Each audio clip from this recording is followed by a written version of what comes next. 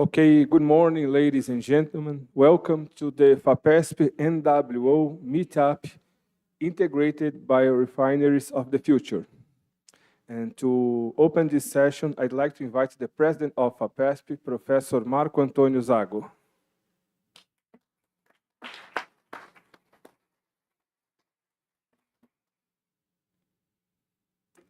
The director of the TKI Green Chemistry and Circularity, Dr. Peter Berben.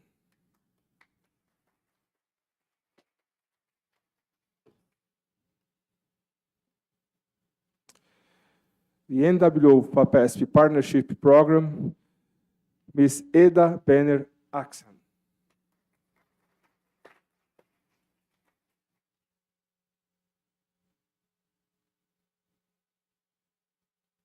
So, Professor Zago, the floor is yours.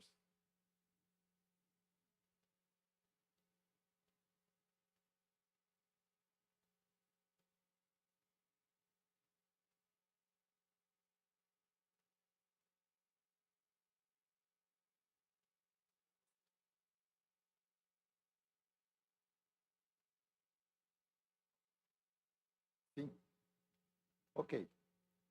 Good morning. Welcome. It's a pleasure to open this meeting. And I wish to welcome you all, especially the members of the Dutch Biorefinery mission to Brazil. And this mission includes representatives of the Dutch government, universities and companies. So I will greet especially Peter Berben, Director, TKI Green Chemistry, Achim Ebersprecher, ChemistryNL, Eda Benner-Axan from NWO, and also our old friend, Ernest Jan Bakker from the Dutch Consulate here in São Paulo.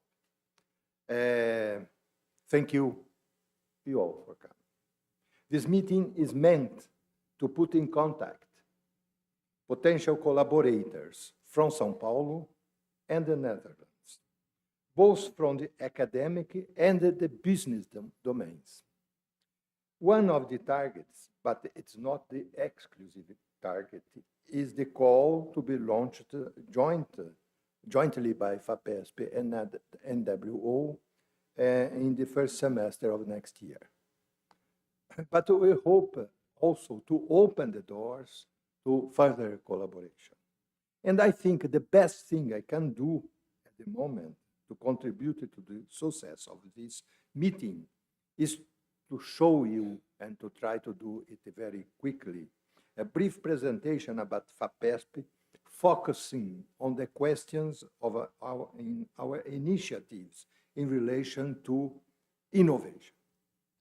So I think it's better if I'll do this change. Okay. Okay, São Paulo is a small state, 3% of geographic area of Brazil, but it produces 1/3 of the Brazilian GDP and 42% of Brazilian science. And this is due to many circumstances, including the question that we have 7 of the strongest universities in Brazil, with a very important annual budget. And these universities are, as I said, classified as the best universities in Brazil. So there is a very important academic sector here in the state of São Paulo. Also, the state has a very large, very solid framework for health research. What I listed there in this slide are only the resources we have for the hospitals doing research in health sciences. FAPESP, on the other hand, is 60 years old. So we started in 1962. And we are funded by the state of São Paulo, and we receive 1% of all tax revenues of the state. And this is written in the state constitution. So this cannot be changed. We do not depend on the politics of every government that comes to the state. Our annual budget in 2022 was the equivalent of 40 million euros. And we have many strategies to support the research. I will focus on the university industry joint researches and in the small business support. For instance, we recently made an agreement between FAPESP and Embraer, the company that produces airplanes here in Brazil. And together we established a research center for aerial mobility in the future. And this is working in the Aeronautical Technology Institute, ITA. And the targets for this joint research is in low-carbon airplanes, new material and solutions, autonomous flying system, advanced manufacturing.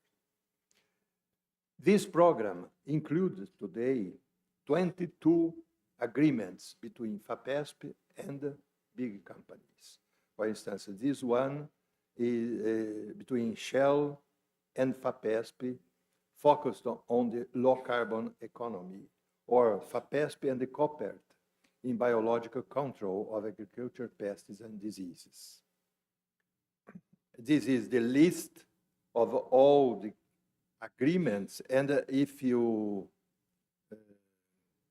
focus your iPhone in this, you can have a document with all the 22 agreements, and you can look at every one of them. So this is one important example. It's an agreement between FAPESP and Shell. It started as that.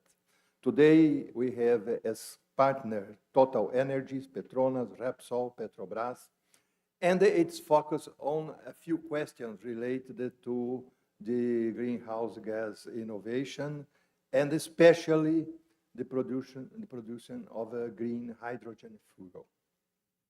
Recently, we inaugurated at the campus of the University of São Paulo a fueling station that can deliver green hydrogen to buses, to cars, and so on. This is based on a very interesting approach in which we, as you know, in Brazil, you can find ethanol in any fueling station. And instead of producing large amounts of hydrogen and distributing it, it is produced in the fueling station with a device, a H2 reformer, that works with ethanol vapor. And this device was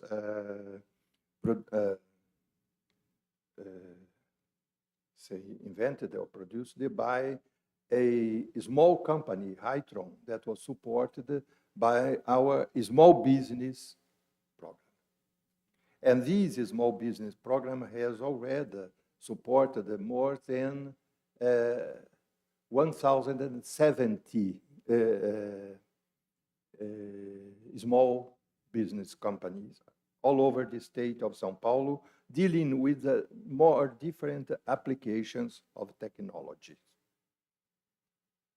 As a consequence, when you look, for instance, at the portfolio of research articles published jointly by the academic and authors, co-authors that are in the industry, you'll find that the 10 top universities in this aspect in Brazil, from the 10, 4 are in the state of São Paulo. University of São Paulo, the largest one, University of Campinas, Unesp, and the University Federal de São Paulo.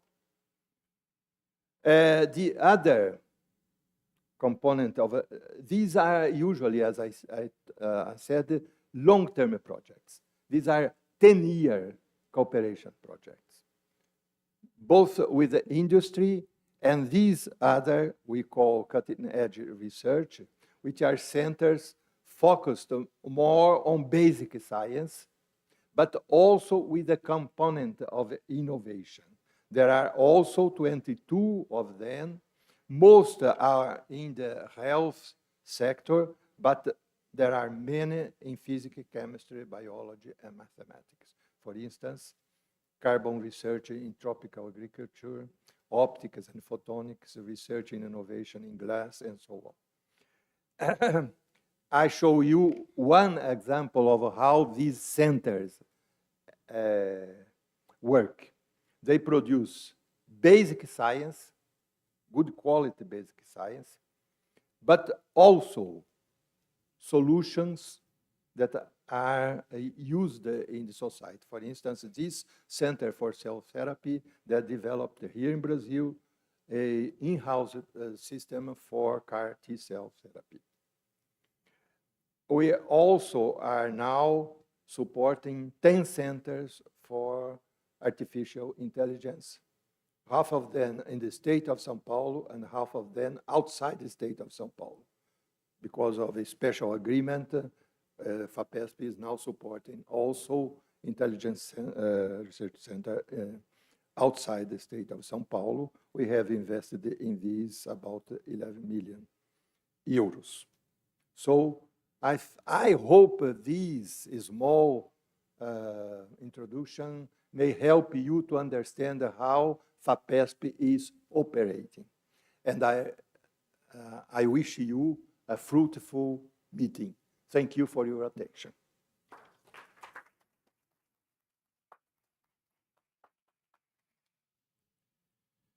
Thank you, Professor Zago. So, Peter, you have the floor now.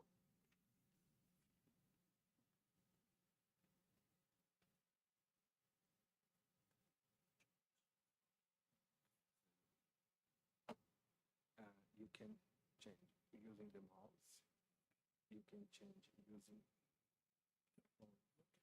Or if you want to go forward, to the right. Okay, it's up to you. Okay. Well, thank you. Thank you, Professor Zago, for your talk about an impressive agency. And what we especially like is the idea of having 1% of the tax revenue spent on innovation. I would say that would be the first idea we take home to the Netherlands to do that. And on behalf of the Dutch delegation here, we want to thank FAPESP for organizing this matchmaking event together with NWO for the biorefineries. And we also want to thank you for hosting us here in Brazil and especially here in Sao Paulo. Let's see. Okay. First of all, so I'm the managing director of the Executive Office of ChemistryNL.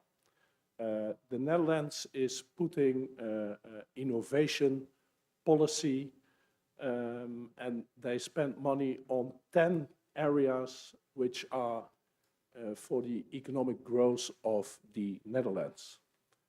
Chemistry is one of them. And what we do is driving innovation in the chemical industry and circular economy. And we do that through public-private corporations. There are two important missions because the government is spending money to solve societal challenges. Two important missions, not very spectacular because every country has that. One is reduction of CO2 emissions in 2050, let's say climate neutral. And the other one is to have a circular economy also in 2050. And what does that mean for the chemical industry? First of all, the chemical industry does emit a lot of CO2, especially by making electricity or by making steam, but also in the three important steps, so the thermal cracker, ammonia production, and steam reforming. These are the ones that produce a lot of CO2, and that is because they operate at very high temperatures. So we have to go through an energy transition. In the Netherlands, that would be wind and sun-based green electrons. Maybe in Brazil that will be different, to, for instance, electrify the industry. But there is a much more important transition also that is needed. That's the raw materials transition. And I put here already a slide that we are a little bit used to such a transition. Let's say in the beginning of the 19th, we started the chemical industry with coal. Let's say 80 years ago, around 1950, crude oil came, so that's only 70 to 80 years. Nowadays, mostly methane is being used, especially because in the US you have fracking to make gas. But the real question is, what is going to be the carbon and hydrogen, or the carbon molecule of the future? Yeah, that used to be crude oil or methane, but what will we have in the future? Well, if you don't use fossil raw materials, these are the three options that you have. So you have or recycled plastic, you have CO2, which from an energy point of view is not very beneficial, or you have bio raw materials. And of course, the latter one is the one why we are here in Brazil to talk to you. And why Brazil? Because first of all, I should say, we like Brazil and the Brazilians, that's why we are here, but we also have a long-standing relation with Brazil in terms of innovation. Here are some of the reasons why we are here, and I should say a few of our delegation went to Brasilia today to sign a letter of intent with your Minister of Innovation and Technology to work together in the field of innovation on bio raw materials. So that's why they are not here with us today. Okay, so let me end with the vision more or less, or maybe also the vision of today. Cooperations between Brazil and the Netherlands can accelerate the transition towards a climate neutral and circular economy. And also I wish you a very fruitful day and a fruitful matchmaking event. But before I do though, so first some how do you say that, important innovations. I had to show it to you, so it's science fiction. We made a movie about the circular economy, and if you put on these glasses, the movie will start, and it's kind of virtual reality glasses. So if you have done enough networking or you made your match already for the day, I will put it here and you can put it on and watch the movie. So thank you again.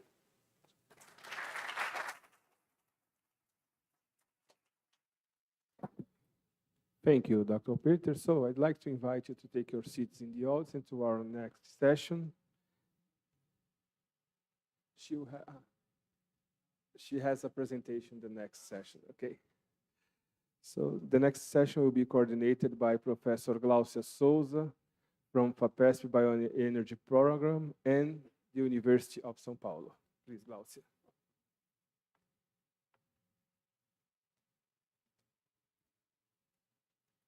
Okay, good morning, everyone.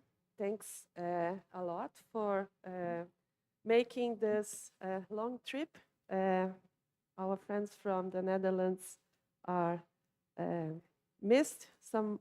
It's good to see some of you again here. And I will start by inviting Professor Paulo Schor, who will talk about FAPESP innovation programs.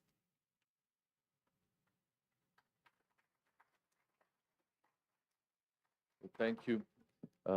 You made my life much easier, Professor Zago. FAPESP, in fact, is a research agency.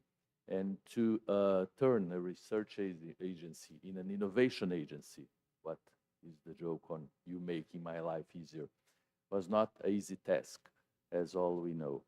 To turn the university mind inside Brazil from basic research to applied research, something that took the whole society and the university and companies and the ecosystem to mature itself in a very short, wide span. I guess we are now in the right time at the right place. We used to call the university the church of data. I guess this is the church of date. We are looking for dates. So companies to find universities to find each other, big companies to find nice deals, and mostly to use research to foster good products, to make the world better, to give people better life, and to improve the quality of it, not through marketing, but through real changes, through adding real value to its products. We have several lines of financing research within the agency.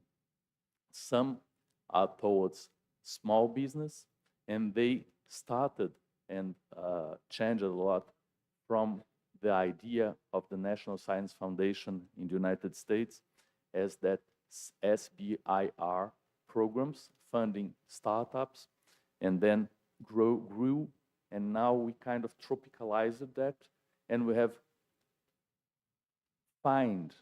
we found and we fund several centers, as Professor Zago said. You already got the impression, and I'm sure you got the idea, that we are trying to fund something bigger here than a pinpoint small projects. But small projects are welcome. This is the first call, as I knew that we have companies that are obliged to be within these calls from the Dutch side and from Brazilian side. We need to have institutions, research institutions from both sides, and companies from either one or the other side, regardless the size of the companies, right? We have several examples here of companies willing to do research and development, but they may have some limitations on doing that regarding of budget, or especially on human resources that can do that. And as Professor Zago pointed out, our universities, they developed throughout these years a very strong research capability. But now we need to translate that to the society. The society asks us, and this 1% will be there if the society perceives us as an agency that will deliver something to them. Brazil is a blue and red ocean. So we have several options here, several opportunities here. Also, the Brazilian market is something that is very challenging. So it's very good to have this mixture of someone that knows the market, knows the need, knows what we can offer to you. This place is a very neutral place, and it's a very relaxing place to present something like that. So we don't have strong antigen. I'm a doctor, so antigens widespread over the air. So it's a very good place and calm place to talk and try to get to some common place. FAPESP is very flexible in terms of what we can ask from you, what we can offer to you. But sure, there are some rules, and these programs are strict on what we can supply, what we can finance or not. But the idea mostly is to have very good ideas, and very good ideas that can be translated to the society through companies. I guess you didn't know, but my sister is Brazilian, and she's married to a Dutch guy for 30 years. So I guess I can kind of be the symbol of that marriage. So thank you very much and welcome.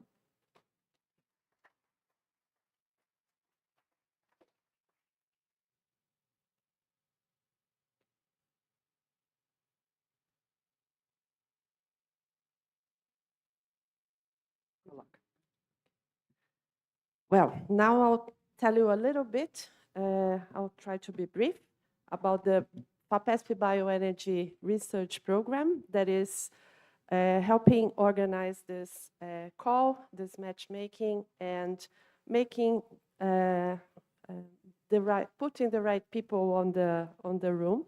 So we hope that we are ahead of a very profitable collaboration with the Netherlands.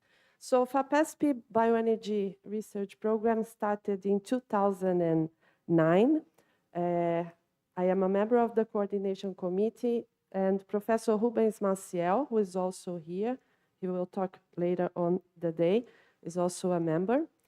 After 10 years, we organized the strategic planning activity, consulted with many researchers and partners from the industry, heard the industry, and originally the program being mostly based on the sugarcane industry, sugarcane as feedstock, sugarcane products, that is a tradition of the state of São Paulo.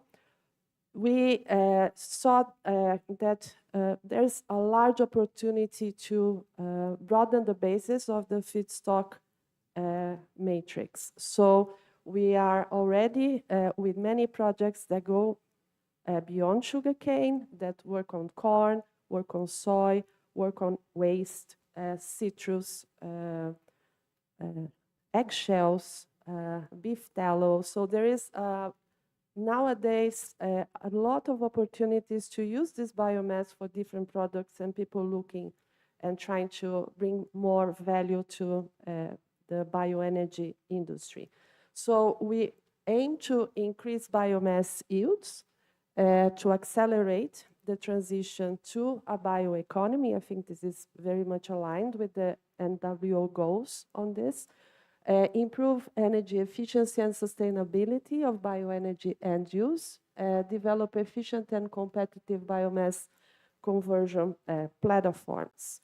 We have now over 300 projects that were funded, more than 700 fellowships. We worked in collaboration with 25 countries, and we also have, I would say, more than 20 companies that co-funded the project through FAPESP.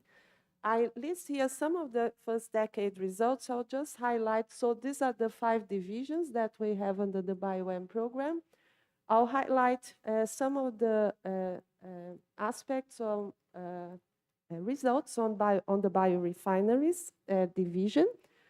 We have developed technologies to substitute for petrochemicals, to produce building blocks for new bio-based chemicals, lactic acid isomers, polymers, bio-oils of different raw materials. There's a large group on biotechnology and biochemical engineering, developing strains, different microbes evolved to produce with high yields many products. There is a group working on vinasse, on biobutanol, new uses for lignin, green PET, ETB, nanocellulose, just a few examples, okay? And on the biofuels production side, all of these are technologies that are in different TRLs. A lot of them are already being used by the industry, and the reason why this happens is that from the beginning, there are many research centers that work directly with the industry. For breeding sugarcane, for instance, from the start, they are working with the industry. Many researchers working to develop new solvents, improve efficiencies, use less water, with very significant good numbers for that. So I think you'll find in São Paulo a very good community working on enzymes. So this is something that might be needed for our next steps. And many of these groups already had projects with the Netherlands. We had, in the beginning of the BioN, a program agreement between BioN and Be Basic, and this has led into collaboration agreements to have joint PhD programs in universities in the state of São Paulo. So I see opportunities to grow and give a large step towards innovation. So I finish inviting you to the best IEA Bioenergy Conference. This will be in October 2024. This is together with the International Energy Agency technology collaboration program on bioenergy. So it's a joint event. We organize this event every 3 years. And I hope that by next year, we already have the winner of this initiative possibly presenting there. Let's hope. Thank you.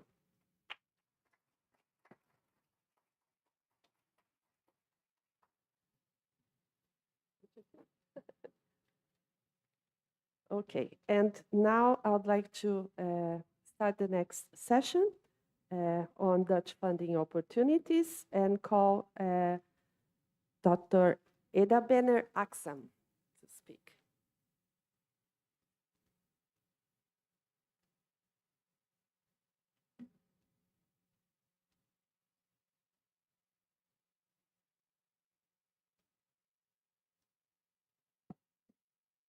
So it's my pleasure to be here today. Actually, we work for almost now 1 year with Tatiana. She just left now, Tatiana Kunha, together on this partnership. And actually, I put her name here, and then in the, okay, I'm happy that in the animation it came. Also, my colleague Nathalie Haak from NWO. I would like to give as much as information about this partnership. So sorry that my slides are not that fancy and have a lot of photos, but I try to put as much as possible information also to be used later on. As we don't have much time, I will just start. So this is a public-private partnership between São Paulo, Brazil side and the Netherlands on the biorefineries for integrated biorefineries of the future. And actually, I will tell first about the history and why we go for a new kind of partnership. And then I will tell a little bit, or maybe more, about the scope so that everybody is informed what type of proposals can be in. And then I would like to emphasize impact because that is really important for this program. And then also about some different rules of the partnership because which might be different from the partnerships before. Then tell a little bit also about the next steps. And there is time, maybe we can answer some questions. So actually, FAPESP and NWO has a long history dating back to 2012. We have a very good mutual trust and understanding. Every year we had different programs and many researchers has benefited from that. And actually the topic of today, the bio-based economy was also one of the important topics that has been also studied before. But we saw as also from ChemistryNL, because I work also at ChemistryNL, not at NWO only. Two sides, both countries are active And then, although we had this marine funds all in the past years, 10 years, it didn't have the industrial component much.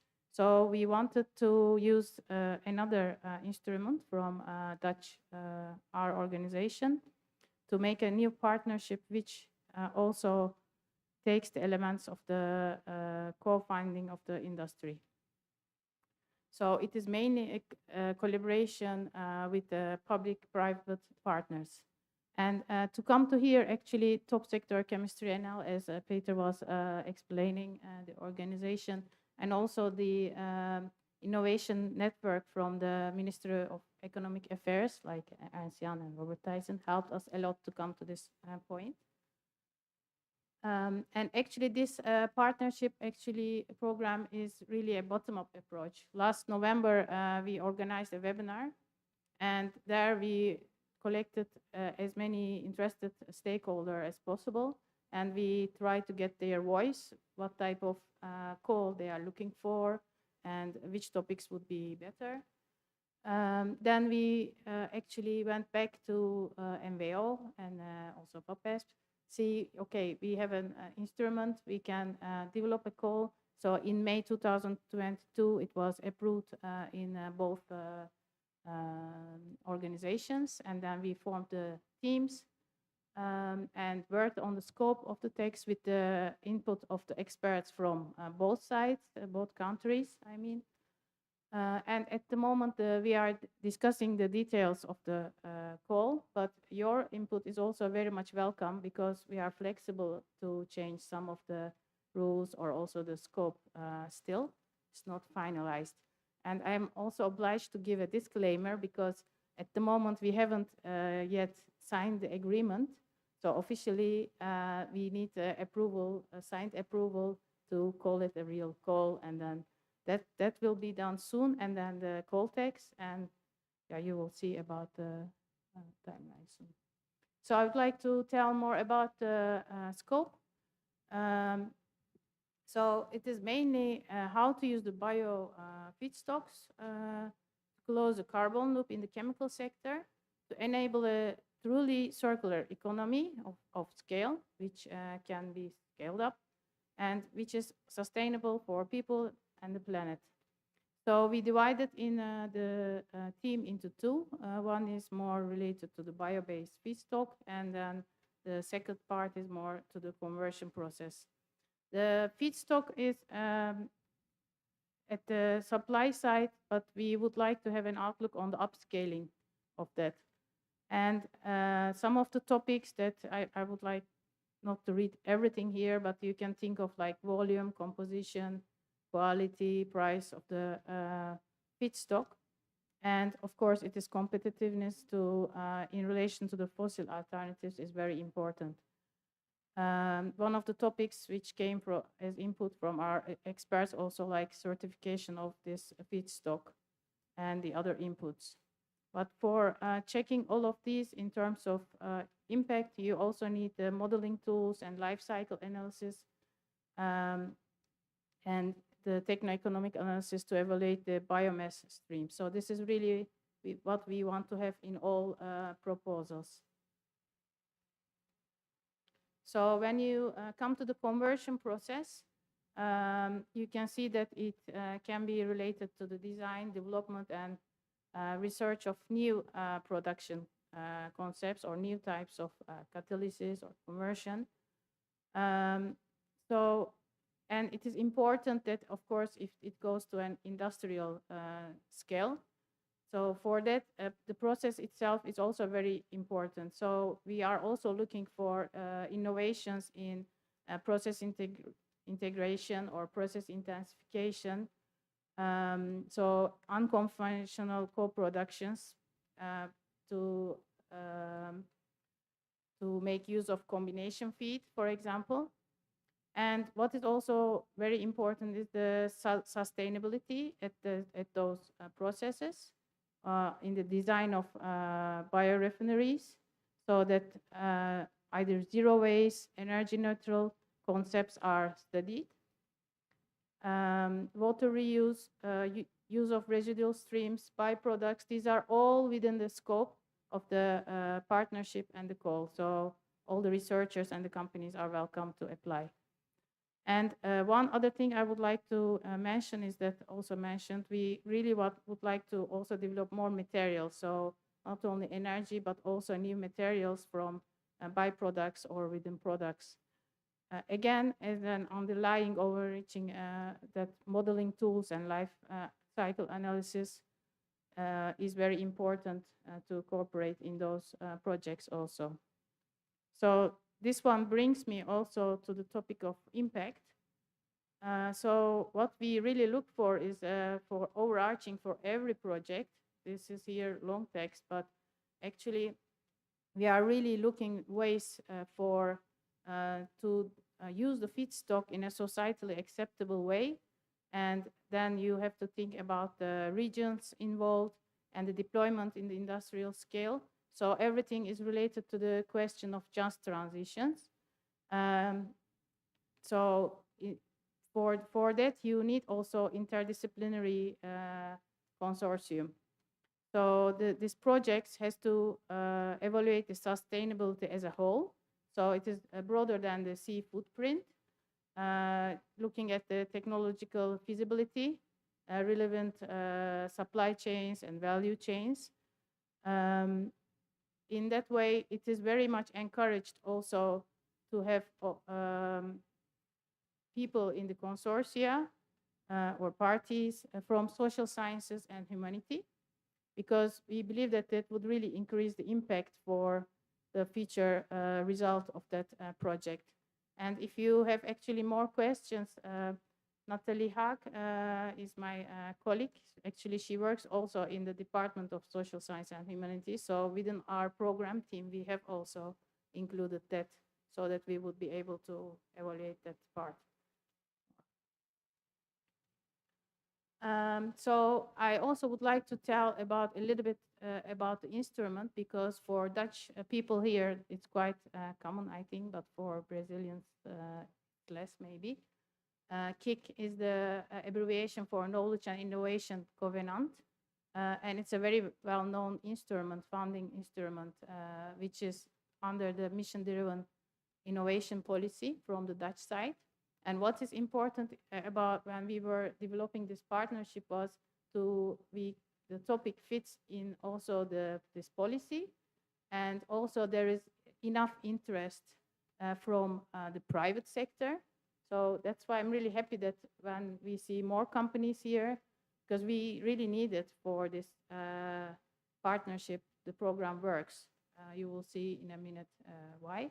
And as I just indicated in the previous slide, the interdisciplinary research to increase the impact.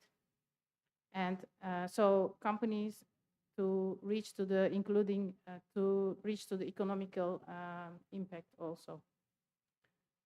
So let's come to the rules so far. These are to be confirmed. So what you see here is not yet on paper signed, but in general, the time duration we think for projects are about 5 years, 4 to 5 years.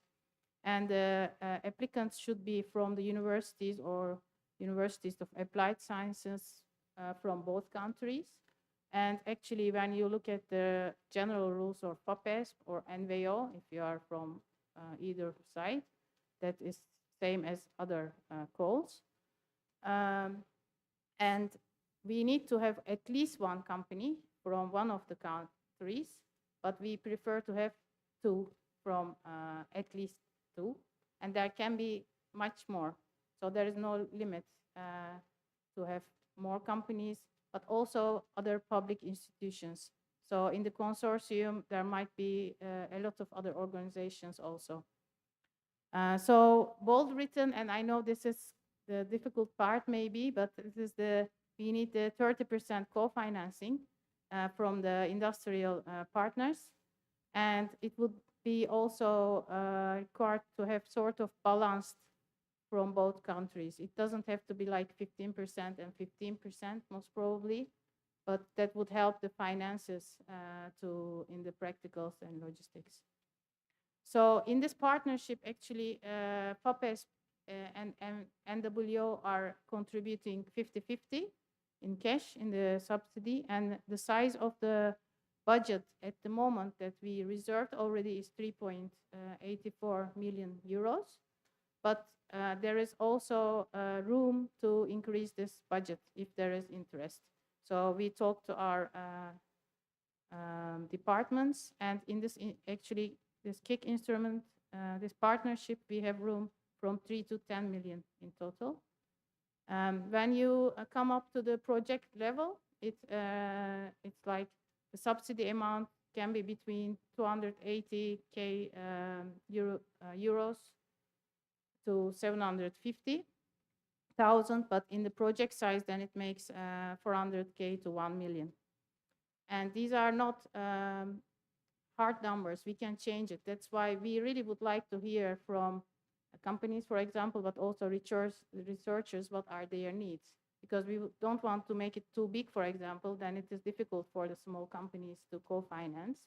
But on the other hand, we also don't want to make it too small so that you cannot hire a PhD.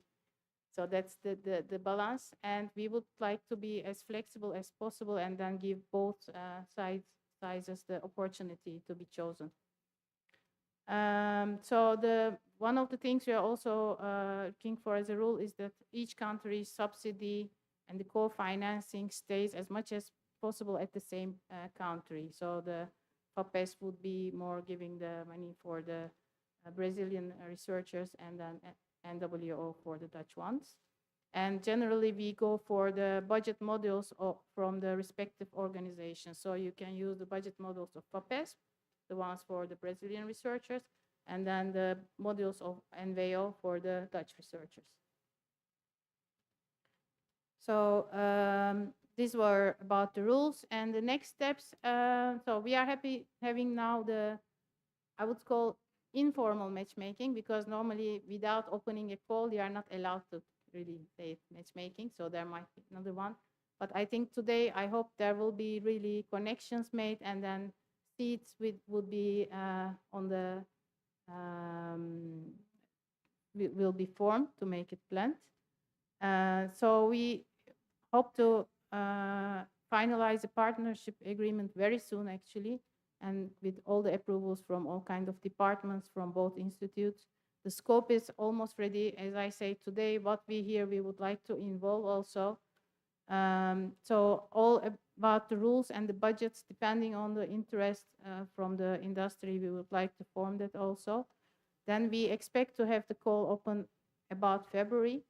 But I would like also to name, we had a project leader from NWO side, because I'm involved from top sector side. And then we had Sofia De Rossi, another colleague of mine.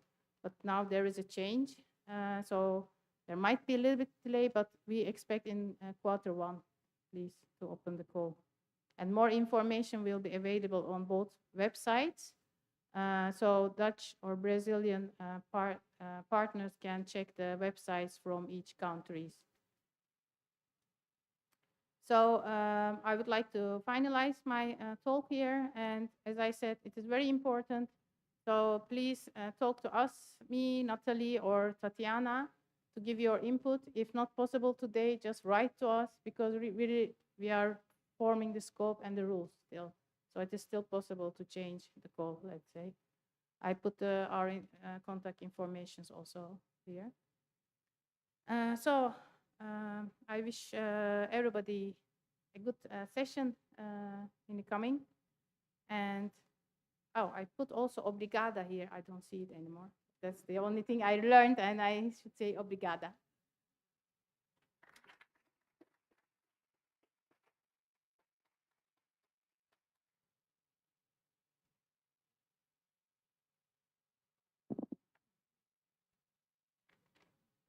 Thank you.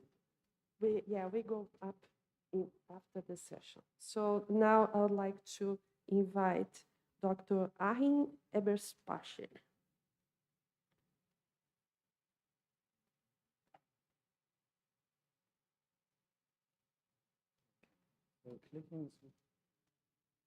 Okay.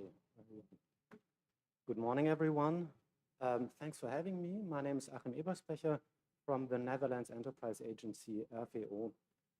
We are also a funding agency, but if I hear you get at FAPESP 1% of all the taxes, I'm quite jealous. We are a big funding organization too. The national one together with NWO, about 6,000 persons who work there, but we don't get directly that much money. But still we have some opportunities. I will talk to you today about another funding opportunity. That's the Global Stars Call with Brazil, 2023-2024. And Global Stars, it is on market-oriented international R&D. What does that mean? To begin with the core of everything, of all these activities. If you are thinking about if an activity of you could match, then the first thing is, do you have a project idea leading to a product or a process or something like that, which would be sellable at the market within about 2 years after the project has ended? That's no hard rule. It's rather a rule of thumb, but it shouldn't be something too fundamental. Always think of the market, always think of something you really could sell. The second thing is, do you have, if you are from the Netherlands, do you have at least one partner from Brazil, a company from Brazil? Or if you're from Brazil, do you have at least one partner from the 6 European partners in this call? And these 6 are the Netherlands, Flanders, it is Portugal, Spain, Turkey, and the Czech Republic. These 6 countries from Europe participate. And number 3, you are a company really doing R&D, so not only deploying something, not only selling something, really developing something, or you are a knowledge institution or a university with very good contacts with a company you could team up with. If 3 times yes, then this Global Stars could be an interesting opportunity for you. Okay, doesn't want anymore.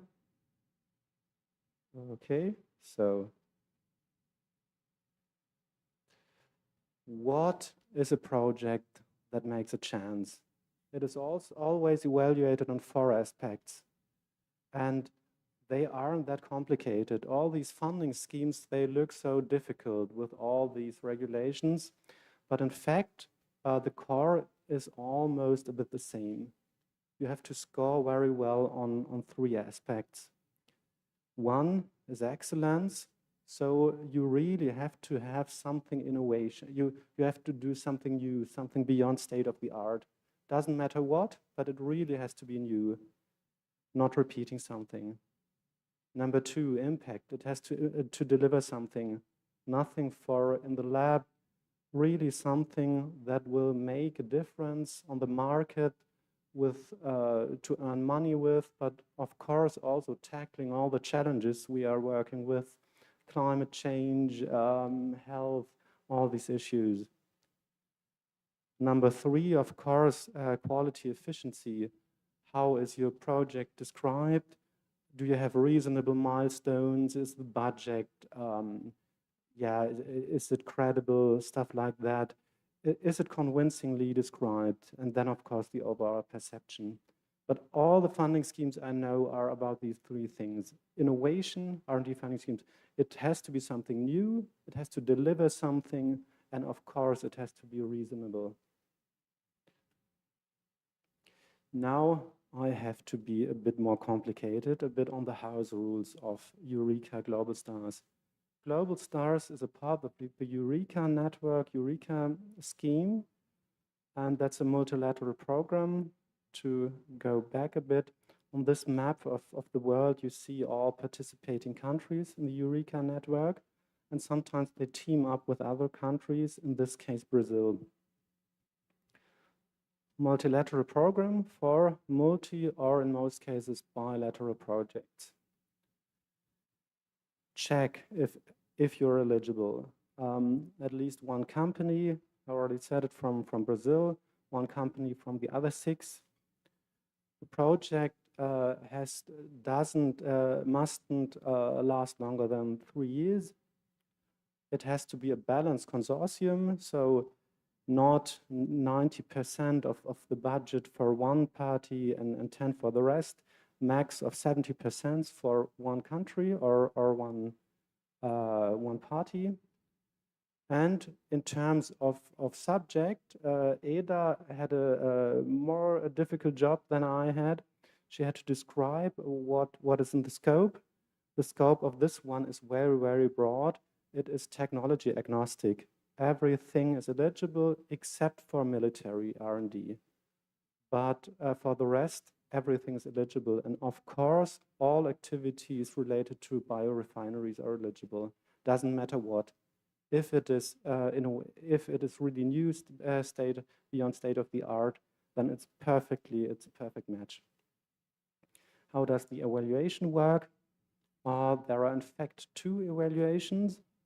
One, the international one, via Eureka, and then the second step in the countries. So if it would be a Dutch-Brazilian project, then we would have a Dutch national evaluation at FAO, and a Brazilian evaluation that would be carried out, deployed by FINEP, who's the partner here. I didn't set that yet, and that's of course an important information. Let's talk about money a bit. How much money is in this call from the Netherlands? It's a bit less than 1 million. The maximum of funding per project for the Dutch partners, 350,000 euros. What is eligible? Only R&D costs. It's personnel, it's material, it's depreciation, subcontracting, but subcontracting is eligible, but what I can also already tell you, don't subcontract substantial parts of the project. It is allowed, but evaluators don't like it. They will ask themselves, if you subcontract, if you outsource substantial parts of the activities, why are you a good match, why are you a good applicant then? Why shouldn't the party who's doing the job, why shouldn't they be the applicant then? Yeah, company are mandatory, but research institutions, universities can piggyback. Yeah, funding rate, I keep it short, it is up to 50%. Maybe some words on the Brazilian side, which is of course important for all the Brazilian persons here. For FINEP, FINEP has 50 million reals budget for the whole call. And the funding rate is also up to 50%. Some important facts, figures, and numbers. These are the 7 partners, I already said it. The dates. Different from the NWO FAPESP call, this one is already open for October, so it's already open for more than 2 months. But no worries, if you have a good project idea, no, you aren't late at all. It stays open until 2nd of April. And if you have a good idea, and if you have a good partner, and if you write a convincing proposal, it won't cost you half a year, something like that. You are perfectly capable of writing a good proposal in something like a month. So it is absolutely not too late by now, if you now have good ideas and good partners.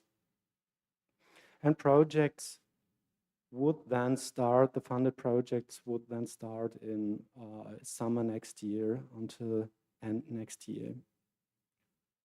Where to start? If you're from the Netherlands and if you can check all the boxes of the things I already told you, just contact me. I'm the project officer to discuss all these things, your project idea, Do I also think it's a good idea? If it is it a convincing one? The consortium, is it really a convincing consortium? Core of it is it has to be complementary. Each partner has to be indispensable. So no excuse partners to be eligible. Everyone has to do deploy substantial activities. And yeah, on these house rules, we can talk about them too. And there's a package of links on it. You can read them too. But I think the most important thing would to be identify a good idea, partners, and then just get in contact. Thanks for having me. Okay. So I'd like to invite the speakers of this session to take a seat and we can answer some questions.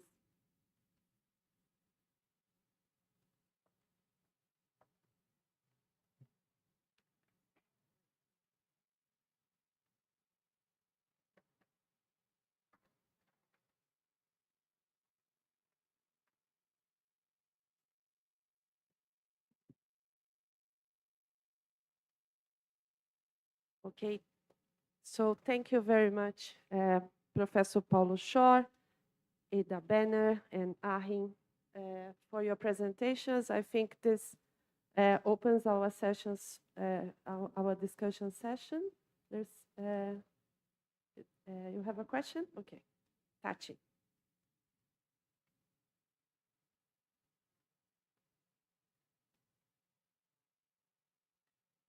There is a question from our audience that people are watching the event by YouTube. Professor Amanda Garcia from University of Amsterdam asked, probably by Eda, to Eda, I missed the first 5 minutes. There you have funding available for big winner, has just maintained, or more than one proposal can be guaranteed. And the second, how the evaluation process will be done? Which TRL are you aiming? 384 million euro is from that side, or the total FAPESP plus NWO? How matchmaking you work for people online in the webinar?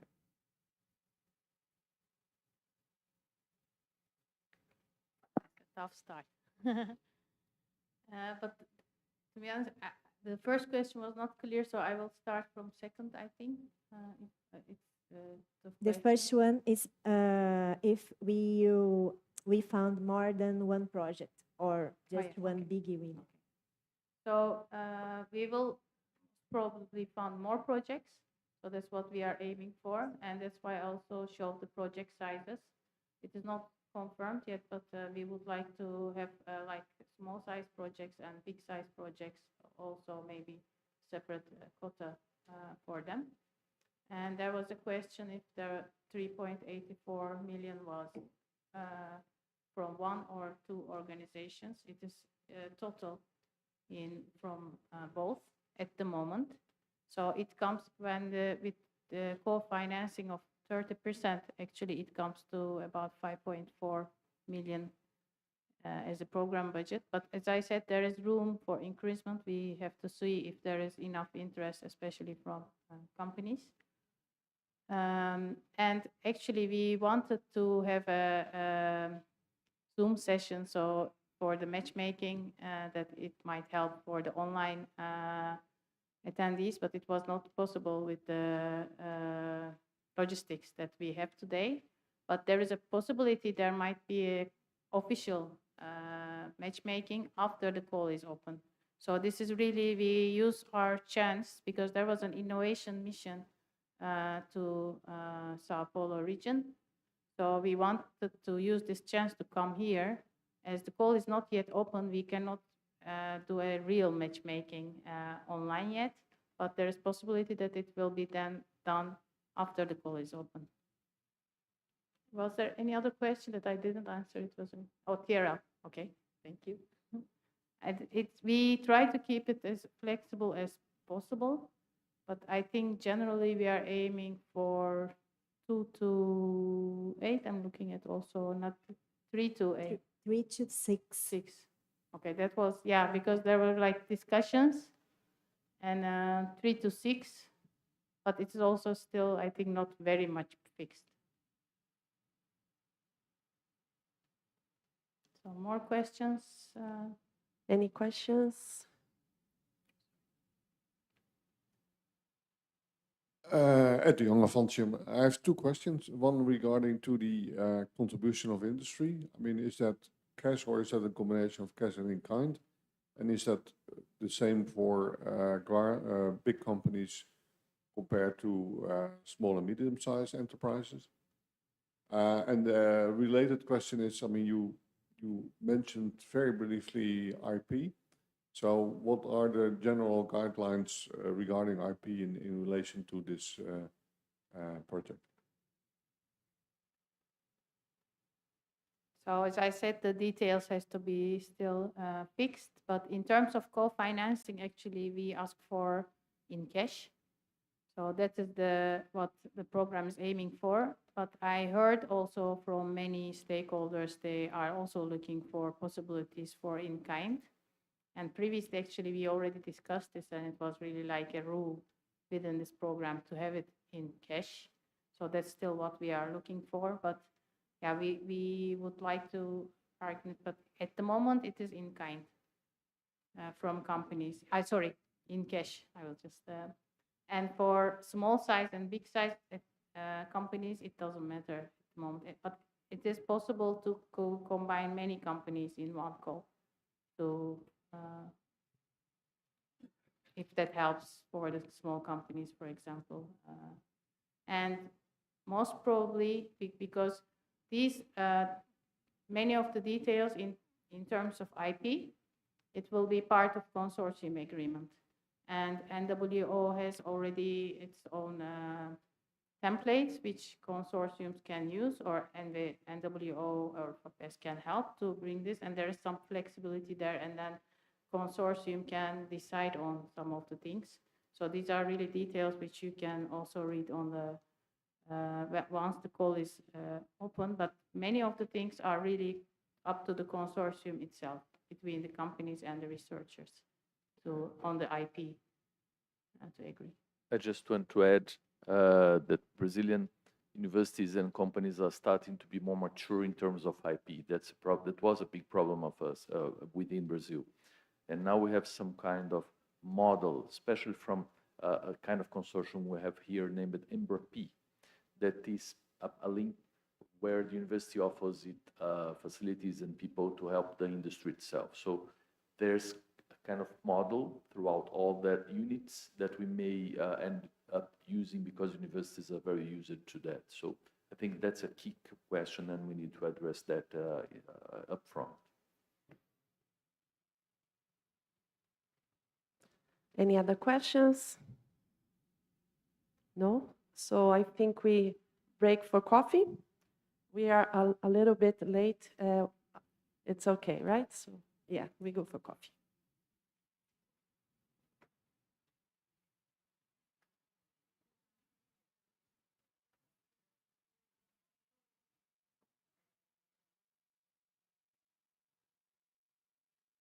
Yes, we come back for the next session in 20 minutes, okay? 20 minutes for coffee.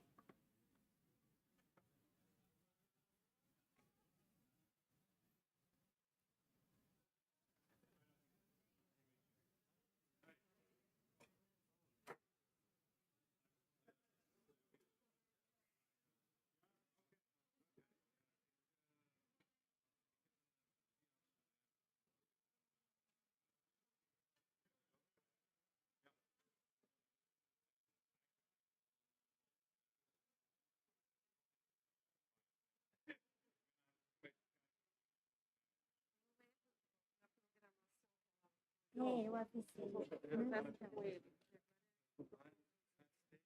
Ela falou que tem elas estão atrasadas. Não, não tá, não tá. Porque o que que aconteceu?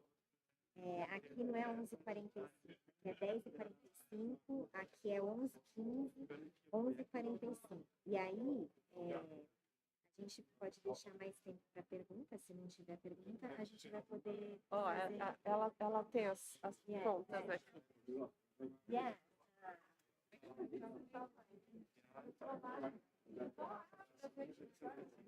Yes, we need to, because maybe we can, if we finish, we can, we need to go to lunch about 1 o'clock. Maybe we have more time here because, yes, but we are a little late and I leave from 3. So, probably, yes.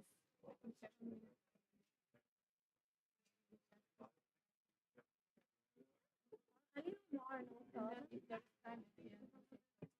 Yes, and if we have, because we need to write about it. And this time it's not possible to think. But people can meet each other on the Zoom. Talk each other there. We have many companies here. Yes, and they can talk each other and then go. But I think it's not a problem because we.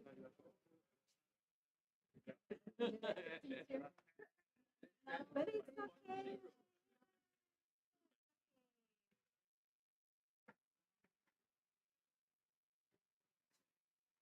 Yes, yes.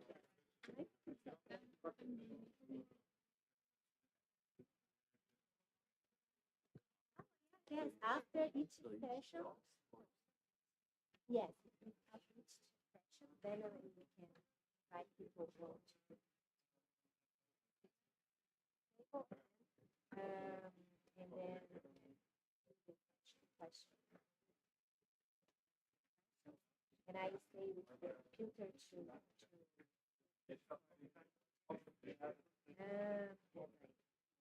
and then about 10 minutes.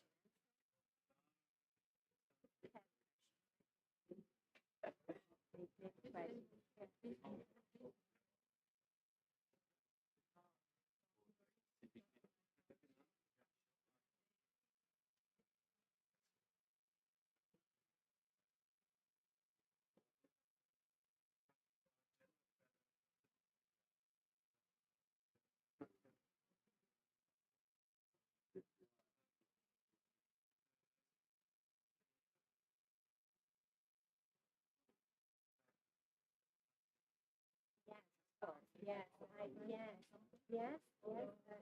This was just the people that concerned to me because I sent and everybody that complained, I included. Yes, and yes, and it's possible. Yes, oh, okay, but it's possible.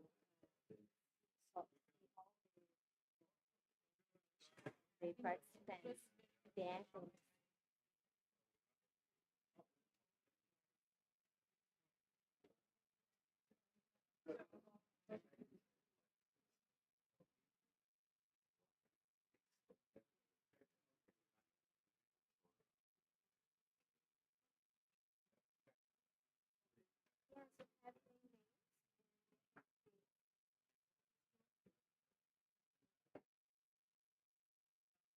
Yes, we have yes, we can.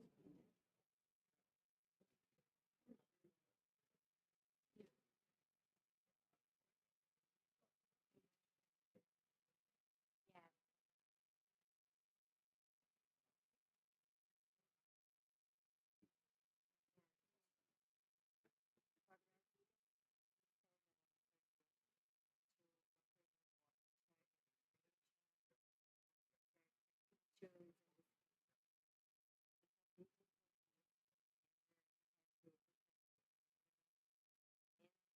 Who are watching there, I don't know because we don't see The event will be after our meeting today. Our communication team will put the video on YouTube and then inviting Japan to watch this possible watch after the meeting.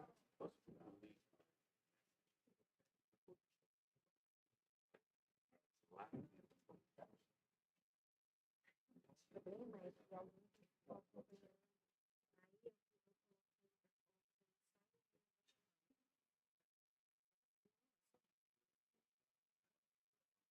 tinham 20 pessoas da outra.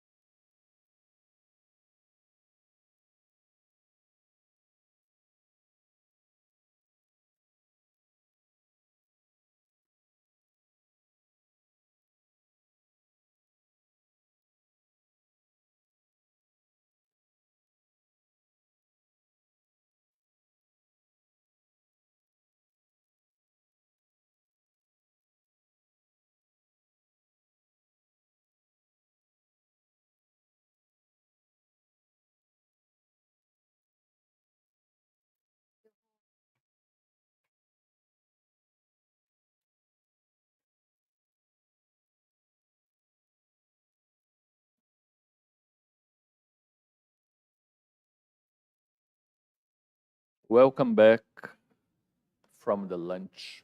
I hope you enjoyed the cheese bread. It was fantastic. Thank you, FAPESP. And we will start the Brazilian and Dutch researchers and company speeches. Each one of you will have about 5 to 7 minutes to speak, and we will have a question and answer session after each session that will have 1, 2, 3, 4, 5 speeches. First one will be made by Sasha Kirsten and Pilar Ruiz from the University of 20. Yes.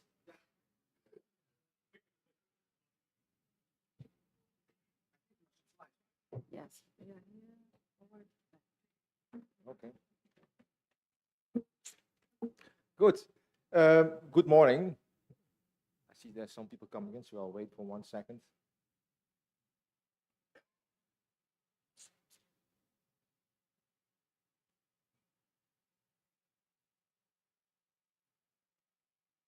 Okay. Good morning. My name is Sasha Kirsten, University of Twente, Netherlands. Let's see. It's a rather young university, something like 62 years old, also a rather small university, 10,000 students we have at the moment. I'm chairing a group that is called the Sustainable Process Technology Group. We do lots of work, but we also do work on biomass conversions. And we have been doing this for the past 50 years, so quite some experience in that field. What we do, we work a lot together with companies, large companies, Shell, Dow, BDG, Exxon, and so on. Also with SMEs. We also have quite some startup companies that arose from our group. BTG is one example. I think Petrobras will know them quite well. Also, the Suster group is established in my group. What I think is a bit special for my group, for the group of SPTs, that we do also scale up to TRL 5. We're not afraid to do experiments at, let's say, 5 kilograms per hour. We are well known for high pressures and high temperatures, pressures of up to a few thousand bar, and the same holds for the temperature. Now, when we started off our work on biomass, we started off with combustion. That's a long time ago, in the 70s.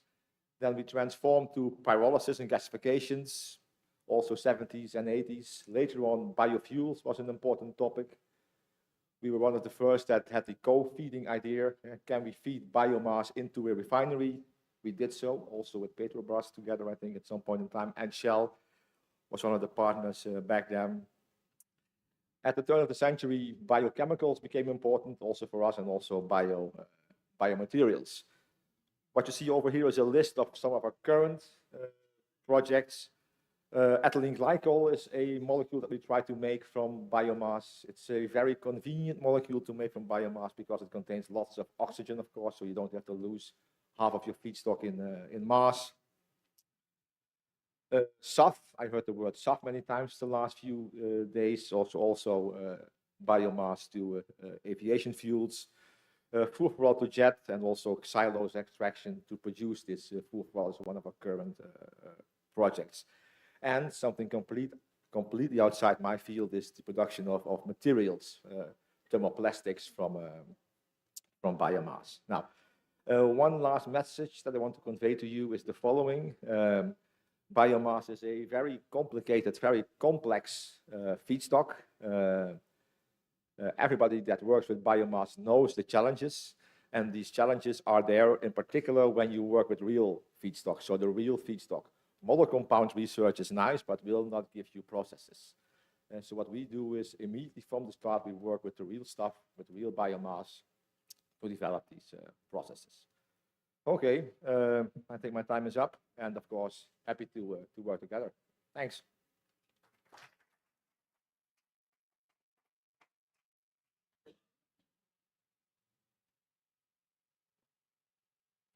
Thank you very much. We'll take questions in the end of the session. And the next speaker will be Luisiana Ferreira from the University of São Paulo, Laboratory of Bioproducts.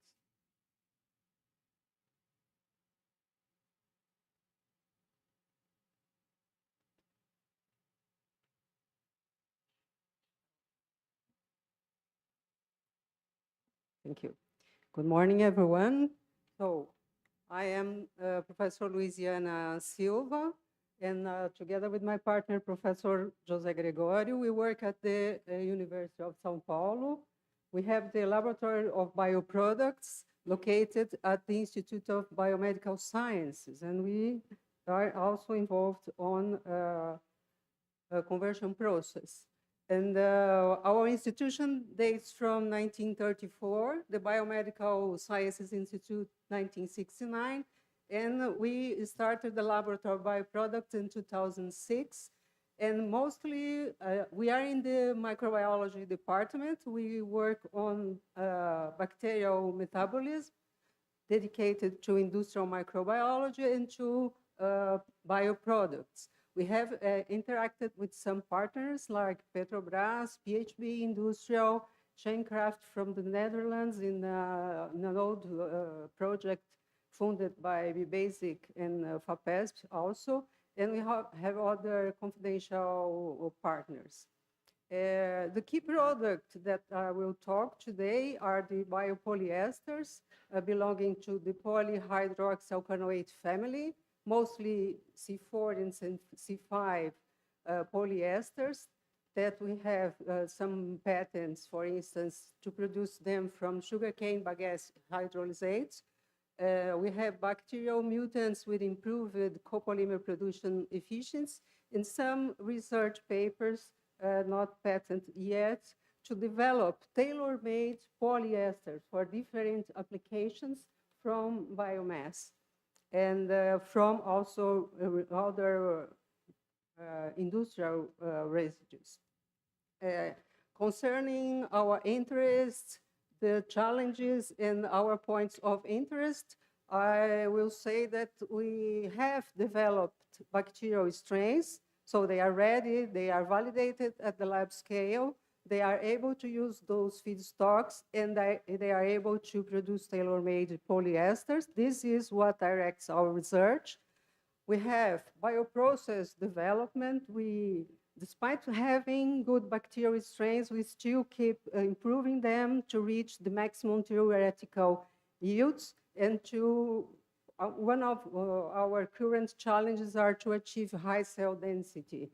For that, we would like to look for partners, related experts on downstream extraction and purification of the polyester, which is an intracellular material. But those partners should use, of course, green strategies, and also experts on formulation and application, because we think that we have been studying this polyester for such a long time, but the big challenge is to put it into the plastic market. And we have been failing on that so far. So we would like to have good partners to do this for these steps. So that's all for all, and thank you for the invitation.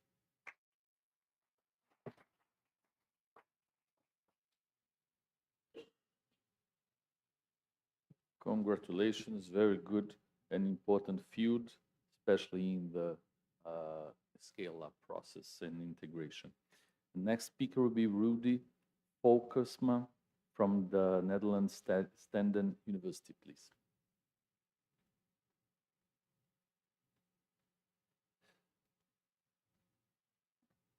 It's a black screen. Yes, my name is Rudy Volkersma. I'm working for NHL Standen University of Applied Science. And actually, we are working on circular plastics in the broad sense of the word. And here you see some pictures. So we are situated in the northern part of the Netherlands. We have a very nice infrastructure of different universities working together with companies. And on the left above side, you see the model of Ellen MacArthur. And actually, we are working on both cycles. So the technical cycle with regard to circular plastic is mechanical recycling. And one of the topics is, for instance, using hyperspectral imaging in combination with artificial intelligence to optimize the sorting process. We just have some research in the field of washing technology, sustainable product development with that regard. Looking at the biological cycle, we are also working on biopolymers. So actually synthesizing new biopolymers, also from sugars, copolyesters, for instance, for textile yarns. We are working on PHAs too, adding, for instance, bio-based additives to tweak the biodegradability, depending on the application. And a new class of materials we are working on are phytomers. These are materials that are sometimes show thermoplastic behavior and sometimes thermoset behavior. And we also can make them bio-based. Very interesting. We are working on biocomposite materials. So a natural yarn or fiber in combination with a biopolymer. And then you have all kinds of applications, for instance, for furniture, but also for infrastructure applications like bridges or tiny houses we already made from these materials. So also very interesting new kind of materials. 3D printing, also bio-based. We make monofilaments. We make also bio-based resins for 3D printing, all together with companies. And we are looking at fibers and yarns, also for textile applications. Yes, that are just a few examples. I summed them up over here. Did I forget something? Yes, of course, PHA fermentation extraction is very important. And within the city of our university, there's a company called PAX, who is working on exactly this field, extraction of the PHAs out of the microorganism, which is a very crucial step and makes these materials very expensive. Biodegradable, okay, phytomers. Yes, of course, I am willing to cooperate with companies in Brazil, but don't forget education, because in this transition to a circular economy, we have to have programs for students, mechanical engineering, chemistry, biology. So we have developed a few programs in that field, ranging from vocational education, bachelor programs, master programs, PhD programs, because that's also very important if we want to make this transition. Thank you very much.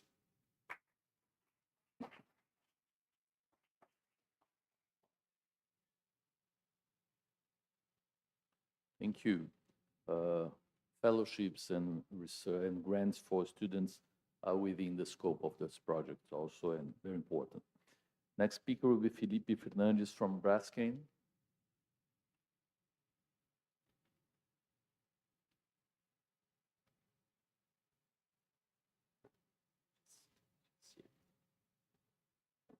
Perfect. No, thank you. Good morning, everyone.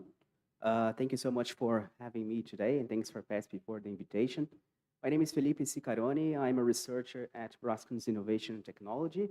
And in these 5 minutes, I want to share with you some of our innovation structure, a bit of how we've been collaborating with different actors in the value chain, not only in Brazil, but internationally, and also leave you with a message in terms of what type of partners we're looking for when it comes down to biorefineries. So Braskem is a Brazilian petrochemical company, and it's recognized as a leader in biopolymers production. But we are actually a global company, right, operating into different countries. Here, I bring you with a list of places where we operate in Brazil, Mexico, United States, and Germany as well.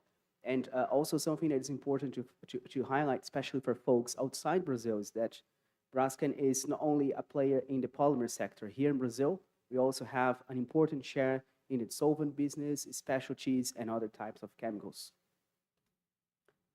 Innovation is a pillar for us, especially when it comes down to delivering sustainable solutions for plastics and the chemicals industry. And today, in fact, in updated numbers, we have over 400 researchers and staff allocated in our innovation and technology structure, and all of them across 7 different research and innovation institutions. This is a quick overview of these institutions, and in fact, what I'd like to highlight is that apart from the Research Center for Renewables Chemicals that we have here in Brazil, in Campinas, and I get it that some of you had a chance of visiting, we also have a new facility being built up in the Boston area in the US that really emphasize and strengthen Braskem's position in terms of how we believe that biomass is going to play a big role in terms of the future of these industries. Regarding collaborations, we have been interacting with a number of players in the value chain, and I'd like to emphasize some of these actions being developed in partnership with FAPESP already. So we've been part of the Center for Plastic Culture and also the Center for Development of Solutions for Plastic Waste. Both of them are looking how we can use plastic more sustainably, and especially the second one looking into circular economy, with a big interaction, not only with research institutions, but also with collaborators and even competitors in this arena, so that we can really deliver sustainable solutions for the packaging sector. We also have been quite active in the decarbonization sector with partnerships with startups bringing disruptive technologies so that we can move towards a climate neutral economy.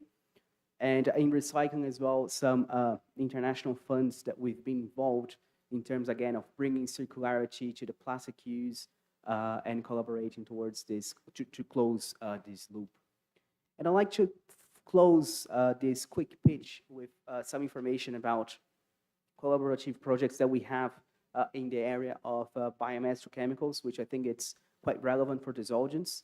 We have, in fact, a long-term partnership in Europe set up with a Danish company that is bringing to scale, to industrial scale, the production of bio-based MEG, monoethylene glycol, starting from sugar. And also, we have just signed, starting this September, a big participation in a European consortium in which we'll be looking to valorize agricultural waste, working with big players in the biorefinery space in Europe. And to conclude, the call that I want to give is that Braskem is looking for partners really to foster the adoption, the use and exploration of bio-based chemicals, both building blocks and for these other markets that I've just mentioned. And also on a more fundamental level, because I do understand that some of you might be involved with more discovery side of things. We're looking for partners to debottleneck some biotechnology pathways that we've been investigating to improve selectivity and productivity, but also explore more fundamentally how we can optimize processes and pathways to really produce and valorize these chemicals from the biorefinery more competitively. So that's all that I had to share with you in this very quick pitch. We are very open, very happy to collaborate. And again, I'd like to thank you for your attention. Thanks for PASP for the invitation.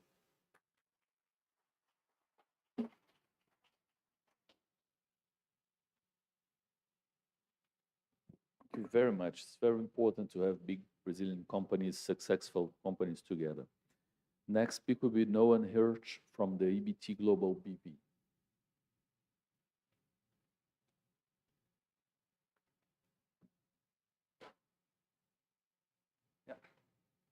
Yeah, hello everyone. I will have to change my usual slide I show, so I have to a little bit improvise. But anyway, I try to give you some information about what we do. Oh, why there is no picture? Oh, okay.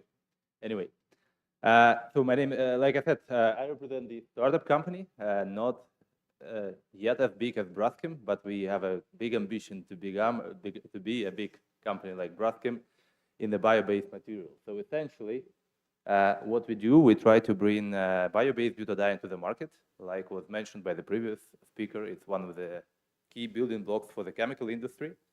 Yeah, that's actually our main goal for now. If you look a little bit about what is our company, we started long ago with the research. It was started as a PhD study of one of our co-founders. But essentially, we noticed that we believe, the best process to convert bioethanol, which is, I think, of key importance for Brazil, to bio-based butadiene, which is one of the most important monomers for the chemical industry in general. So we've done already a lab and pilot scale over the years. Now we are working in the Netherlands on the demo plant scale, which allows us to demonstrate our technology in an integrated approach. And also, we would be able to provide substantial amount of bio-based butadiene for the testing and research, because what I think is important is actually involvement of the value chain, which also includes research institutes. in general, our goal is to bring the technology to the commercial level. We want to build a first-of-a-kind plant for 50,000 tons down the road. It's, of course, yet for us to understand what is the best place for that, because we also need to think not only about the market availability, but also availability of the feedstock. But I think what is important is that aside from that, we also, of course, participate in various types of collaborations. So this is one of the examples of consortium project we try to get in Europe, where we use a couple of universities and industry players to show how butadiene is used in the value chain. Aside from that, we also work on a smaller project with NWO, where we are more or less, where butadiene is used, for example, in electrochemistry as a feedstock for downstream. But I think what is important to show is, like what I mentioned, the value chain is one of the critical importance for adoption of the new processes. And let's say, for us, it's interesting to see not only the market partners, but also the research institutions to think about how butadiene actually can be used in the downstream, because there are like hundreds of applications for butadiene. And also on the ethanol side, currently ethanol is mostly used as a fuel, but apparently we need to think together how to make it cheaper and more efficient for chemicals. Because though it's the same product, but there is a lot of work to be done. Finally, to finish my talk here is like I said, we want to work together on the ways how to reduce the cost of the ethanol, how to get the lowest carbon footprint of ethanol. We discussed it yesterday with Ryan, that is also quite critical, and actually ethanol produced in different parts of the world has different carbon footprint, which also affect for our technology. Yeah, and we have our facilities in the Netherlands based on the lab and demo scale, so we can provide samples of bio-based butadiene ranging from grams to, I hope in 1.5 years up to tons in quantity. So that would be very nice for us to find the ways how we can demonstrate it up to the end product and find application for the first commercial use. Yeah, I would finish my presentation here. Thank you very much, and feel free to reach me for collaboration. Yeah.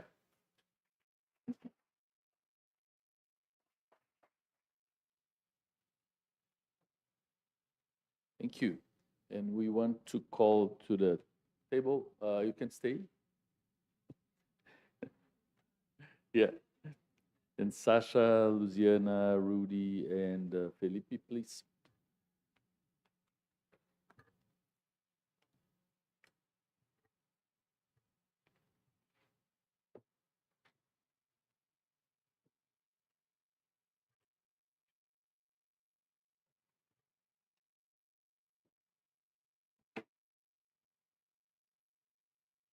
We have time to take some questions from either you or the audience or the internet. I don't know where Tatiana is, and if there's any questions from there.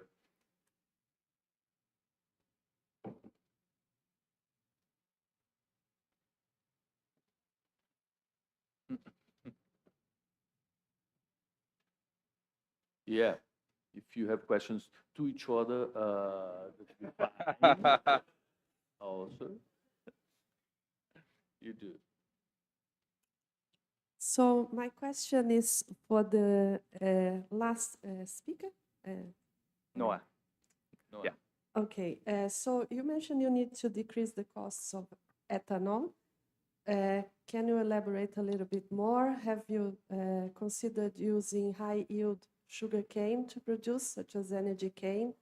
That is, there are some types of energy cane that also produce sugar, but quite a lot more biomass. And we have been exploring the techno-economic analysis of conversion of this into many products, and looks like that with higher yields, you will start to be competitive. So can you talk about cost of ethanol? What do you really mean about that? Yeah, thank you for the question. I'm not sure, does it work? Yeah, it works. So indeed, from a practical perspective, because I'm a practical guy, for me, cost of ethanol is of utmost importance. And let's say, not in, if we look in the ethanol market, of course, let's say, cost-wise, probably United States has the biggest success in reaching the low cost, but that's not only because of the technology, but also because of the regulation and subsidies. But indeed, you're right that for us as a process technology, we are agnostic to the source of ethanol. We can work with every type of ethanol, and we are not so critical also on impurities. But that's the problem, what I think was not addressed in a detail, that mostly ethanol over the last decades was used as an additive for fuel or directly as a fuel in Brazil. And that's a different requirement than we have. And on the market, ethanol is mostly considered as, or let's say, as on par with fuel. I talked yesterday with my friend from Brazil, and he said, like, what we do, we go to the gas station, and we calculate ethanol to gasoline, if I recall, 1 to 160. Yeah, and whatever is cheaper, I fuel my car. That's a normal perception globally, not only in Brazil. What I want to look into, like you said, okay, there are different types of biomass, there are different types of the treatment of the biomass, there are different types of processes how we can do the ethanol. What is the best cost-effective ethanol with the lowest carbon footprint for the chemical industry? Because that's completely different from, again, from the second generation ethanol, which has completely different application. It will have nothing to do with the chemicals in the foreseeable future. So that's, let's say, my request.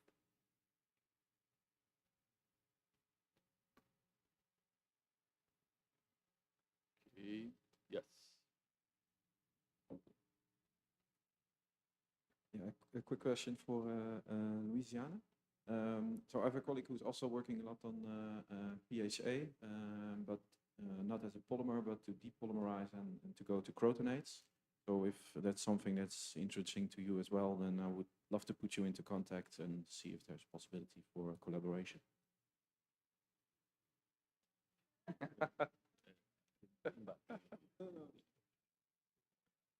Well, I guess, yeah. Yeah, we need that such a partnership because it's very complicated to close all the steps, especially sustainably and in the green procedures. So I guess we have many talks to do in the lunchtime. Yeah, let's talk at coffee. Thank you.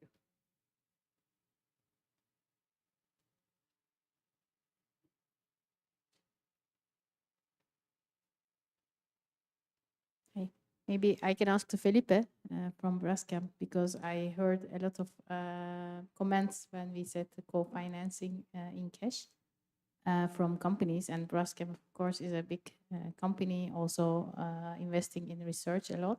So I would like to hear your perspective for example, our call for the 30% co-financing. For example, what would be the real driver for the researchers to come to you? So can you give some, maybe if you are really doing this, we will invest.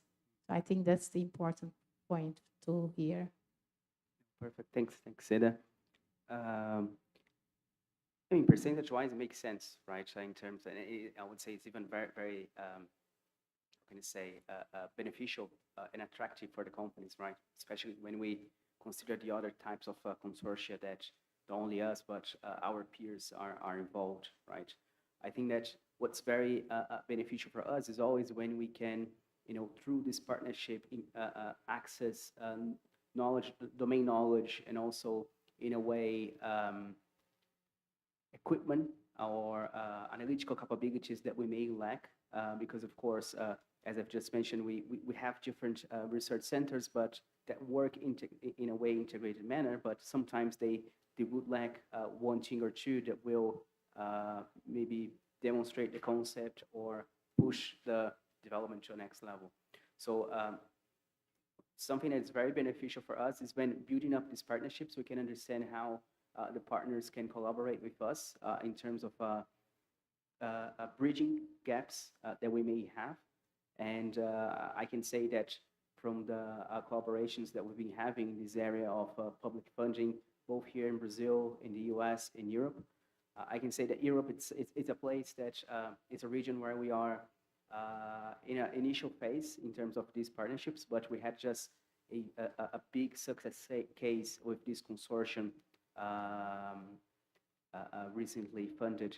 So we really we see with very positive eyes. And in fact, when we put numbers together in terms of how much the in-cash contribution has been, and we calculate how much has been returned in terms of impact and results and the value of creating these partnerships, it's really evident to us that it's a gain for the company, right? So we don't see as an expenditure, is an investment, right? What we It's want to hear, all I think. So that can be the YouTube. May Thank I you. add something to the question? That is the IP question. What's your experience with that, and how do you deal with that? I know you're not an IP company; you're a company that does things. But what's your experience?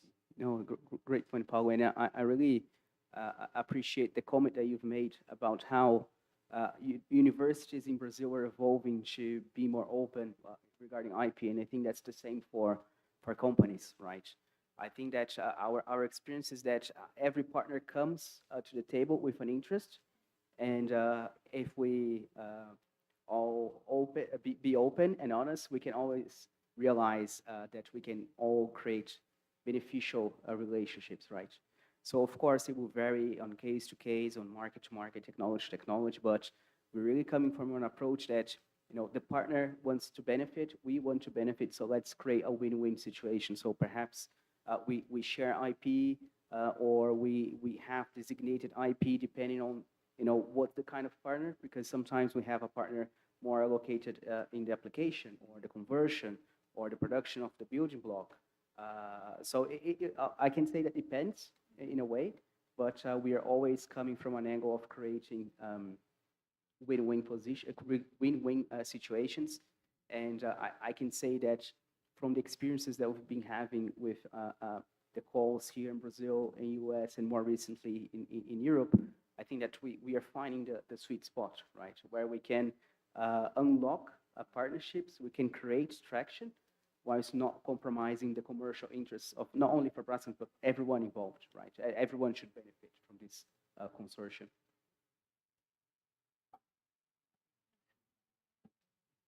I would like to ask a question both to Professor Rudi and also Felipe could comment something. As studying PHA for such a long time, we understand that producing PHA using bacteria and using feedstocks is not difficult. Yeah, we have learned from that. And I would like to know if you agree with my the challenge that I comment, because I have the feeling that the downstream processing are the most challenges to get to the market. Because if you have a new idea, as you want us to have, to put into the market, it takes a lot more than just to have a good bacteria or just a small process to produce. We have to further process, and we also have to have been inserted into the plastic industry. So I would like to comment on that, and if you agree, or if you have any further comment or any orientation, how can we reach overcome these challenges? Well, I'm not an expert in PhD downstreaming, but I know that the extraction is a very important part of the whole process. And there are different technologies. You can use supercritical CO2. You can use all kinds of solvents, but maybe also microorganisms can enter the cell wall and open the cell wall to release the PHA. But okay, research is going on already for many years and still not have the final solution. So we have some things to do. And that's what we are working on. And like I said, there is a company in the Netherlands called PAC. And they tried the first step and they are commercializing their extraction facility. And as a pilot plant, they're trying to bring the product to the market. Yeah. So there are some steps. Yeah, and maybe to second on Rudy's point, it's indeed one of the biggest challenges, right? Not only producing, controlling, but extracting competitively, right? But what we can see is that more and more, it's it's getting there, right? We're seeing that it's getting more and more traction. We see companies working on these different sides of the problem and in a way bridging the gap in terms of cost competitiveness. So yeah, that's an area that we're really excited to see, because at the end of the day, it is a polymer that will contribute towards decarbonizing the plastics industry.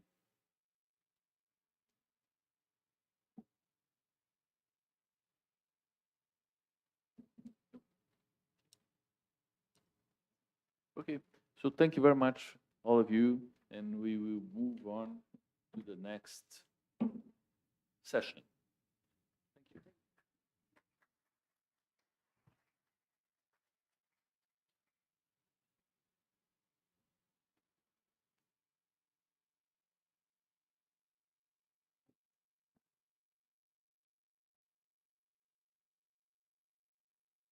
For the opening of this session, I'll call Michael Booth from Vertora. Please, Michael.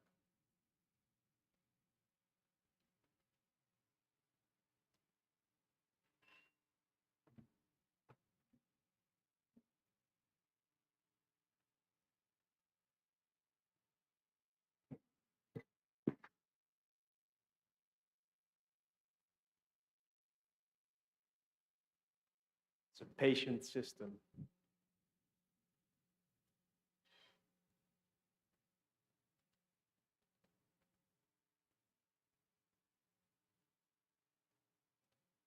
Okay, my name is Michael Boot. I'm one of the co-founders of Vertora and also a fellow at Eindhoven University of Technology. Fernanda will speak more on behalf of Eindhoven today. And we're focused on biomass conversion processes. We were founded in 2017 as a spin-off from a public-private partnership involving DSM, a Dutch chemical company, and also Eindhoven University of Technology.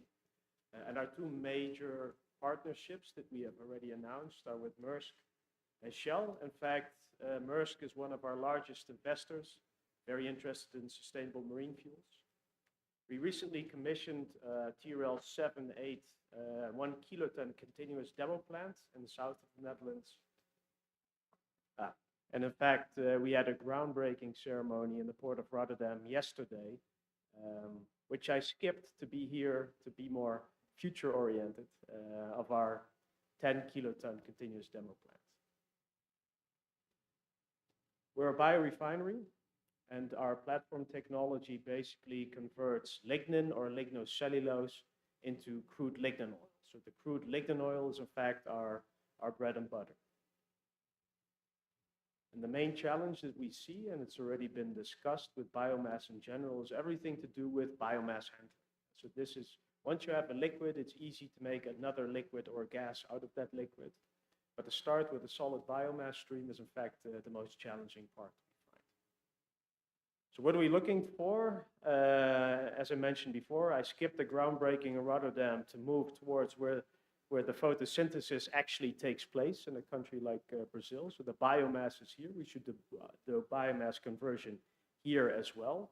So we're interested in companies, research institutes on the feedstock side, bagasse or lignin, and also with the oil majors that have an interest in leveraging their legacy assets also in the future with more clean biogenic streams. We have some strong IP also on processing crude lignin oil in FCC crackers to make green olefins and to make green platform aromatics. And also, of course, downstream then again from the FCC cracker, chemical companies like Braskem, for instance, who are interested in using these green platform chemicals to make everything that we use today as well. Thank you very much.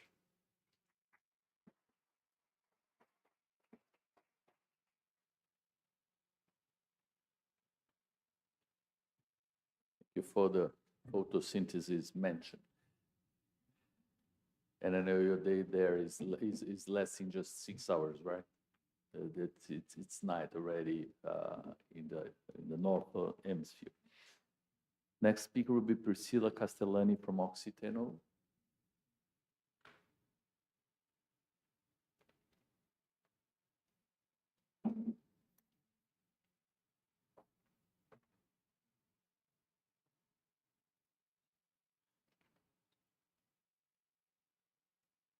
So, good morning. Thanks for the invitation. It's a pleasure to be here today. So, here I just put Indorama Ventures because this is a new thing that Oxiteno is a company here, a Brazilian company, and we were bought by Indorama. So, that's one of the reasons why now I came with the new name. So, just to let you know what Indorama does and where Oxiteno, a surfactant company, where we fit in. So this is the purpose of Indorama Venture Limited. So we want to reimagine chemistry together to create a better world. So I think there's a complete fit with everything that we are discussing here today. So over the last 20 years, actually, Indorama Ventures has acquired a lot of companies, more than 50. So this is how this company grows, and now we are part of it. We actually have Indorama has three different areas, let's say these different business units. The biggest one is PET. So we are the biggest producer, one of the biggest producers in the world of PET. We acquired many companies through all those years to achieve that. Also fibers, mainly polyester as well, but there are a few others, but it's mainly polyester. So again, we acquired a lot of companies to reach one of the main players of fibers and PET polyester fiber. And IOD, there's where us Oxiteno fit in. So the IOD is the Integrated Oxides and Derivatives Division. So we produce ethylene oxide, and from that we produce different things, glycols, of course, MEG for the PET business, and also all surfactants that can come from ethylene oxide. So that's pretty much our business. And so we are actually all over the world now. So as I said, what we serve, so now IOD we are within Indorama and we feed to a lot of different businesses. Thinking on upstream, so we have, like, as I said, ethylene, propylene, ethylene glycol, MTBE. So with that, there's a big market for us in PET fibers, bottles, gasoline additive. And the downstream process where Oxiteno fits more is the markets that we serve with the surfactants. So we serve home and personal care markets, crop solutions, performance products. So here it's like all pharma, food, additives, which comprises surfactants. CASE, which is coatings. We also produce a lot of solvents based on ethylene oxide, and energy and resources. So there's a lot of products for the oil field as well. So we have a sustainability strategy, as the majority of the companies.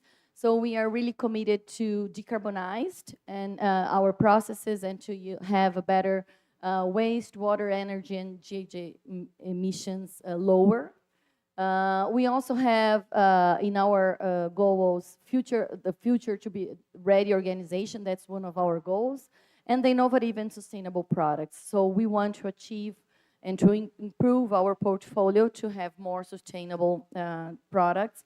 And of course, that's why we are here today, because it fits with this, all the biotech and the biorefinery and all these bio-based chemicals that are coming to the market. So thinking on the TRLs, we have a big R&D here in Brazil, around 120 people. In the US, there's a smaller one with around 50 people. And we have others minor R&Ds spread all over the world. But we have projects at different stages. That's why we are interested here today. So we have projects that are in the beginning of the TRL. So we really are researching on bioprocesses. We are looking for new feedstocks with low carbon footprints. So we are also looking for surfactants from biotechnological routes or from fermentation. Also, that could be very interesting for us as well.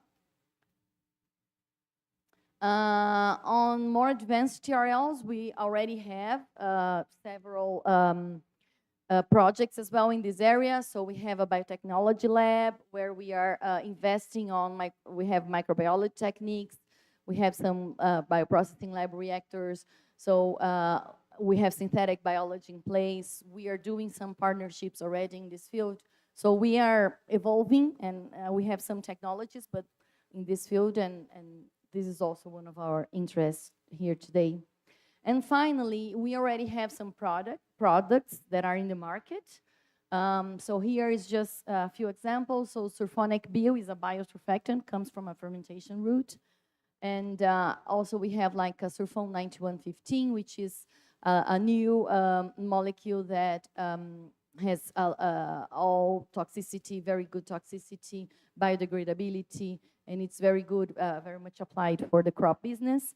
And also products that today, actually we just won the Kurt Politzer award this year and last year, actually. We won 2 years in a row. And this is one of the products that got the award, which is hydrotope used in home and personal care business, that it's from vegetable sources, 100% renewable raw materials, and there's a lot of advantages on performance of this hydrotope as well. So our interests here today is first, I liked very much what the professor said in the previous session, that it's to get knowledge. You know, this is one of the things, you know, we have to change, we have to learn. This is a new field for a very petrochemical company. So everything that can help us in building the knowledge is of our interest. The main fields are bioprocessing, scaling up, synthetic biology. There are also new products from alternative feedstocks are also of our interest.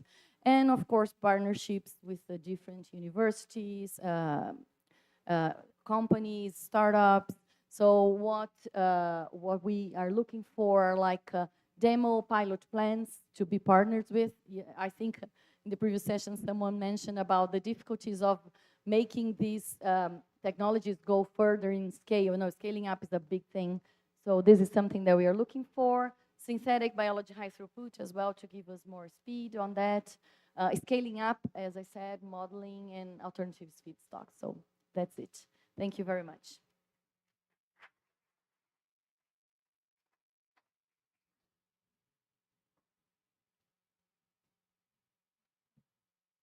Thank you very much. Wide range. And now we'll hear from Giovanni Boaventura Baccarin from Cocal.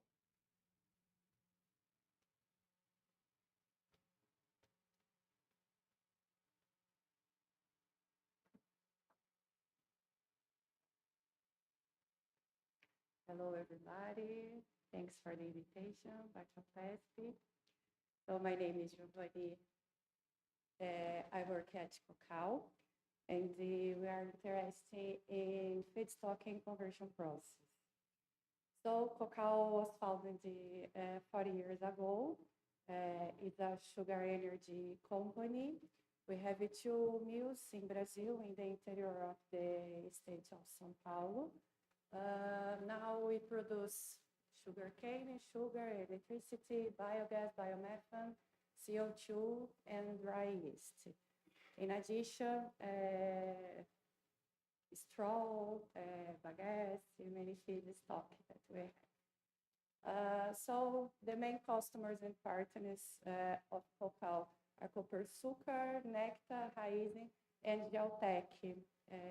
Ana and Alison from Geltec are here today, our colleagues. So the key products, I think it's becoming the main core for Cocal is biogas and biomethane.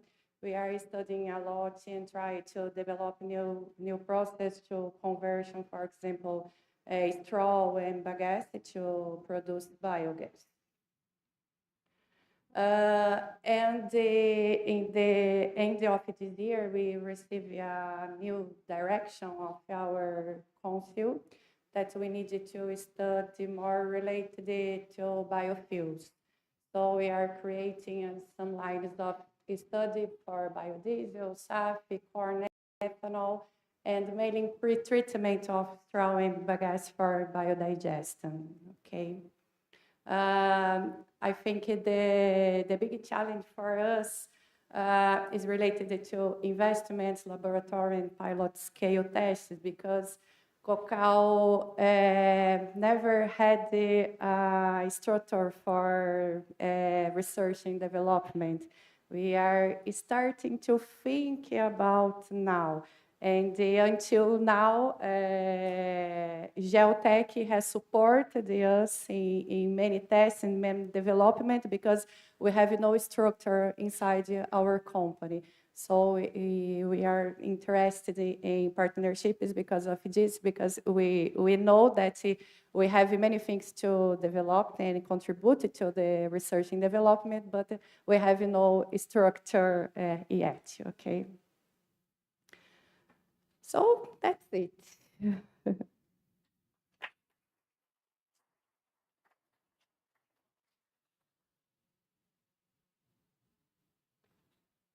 Right time, right place, right? Next speaker will be Flávio Leandro Souza from the CNEPEM.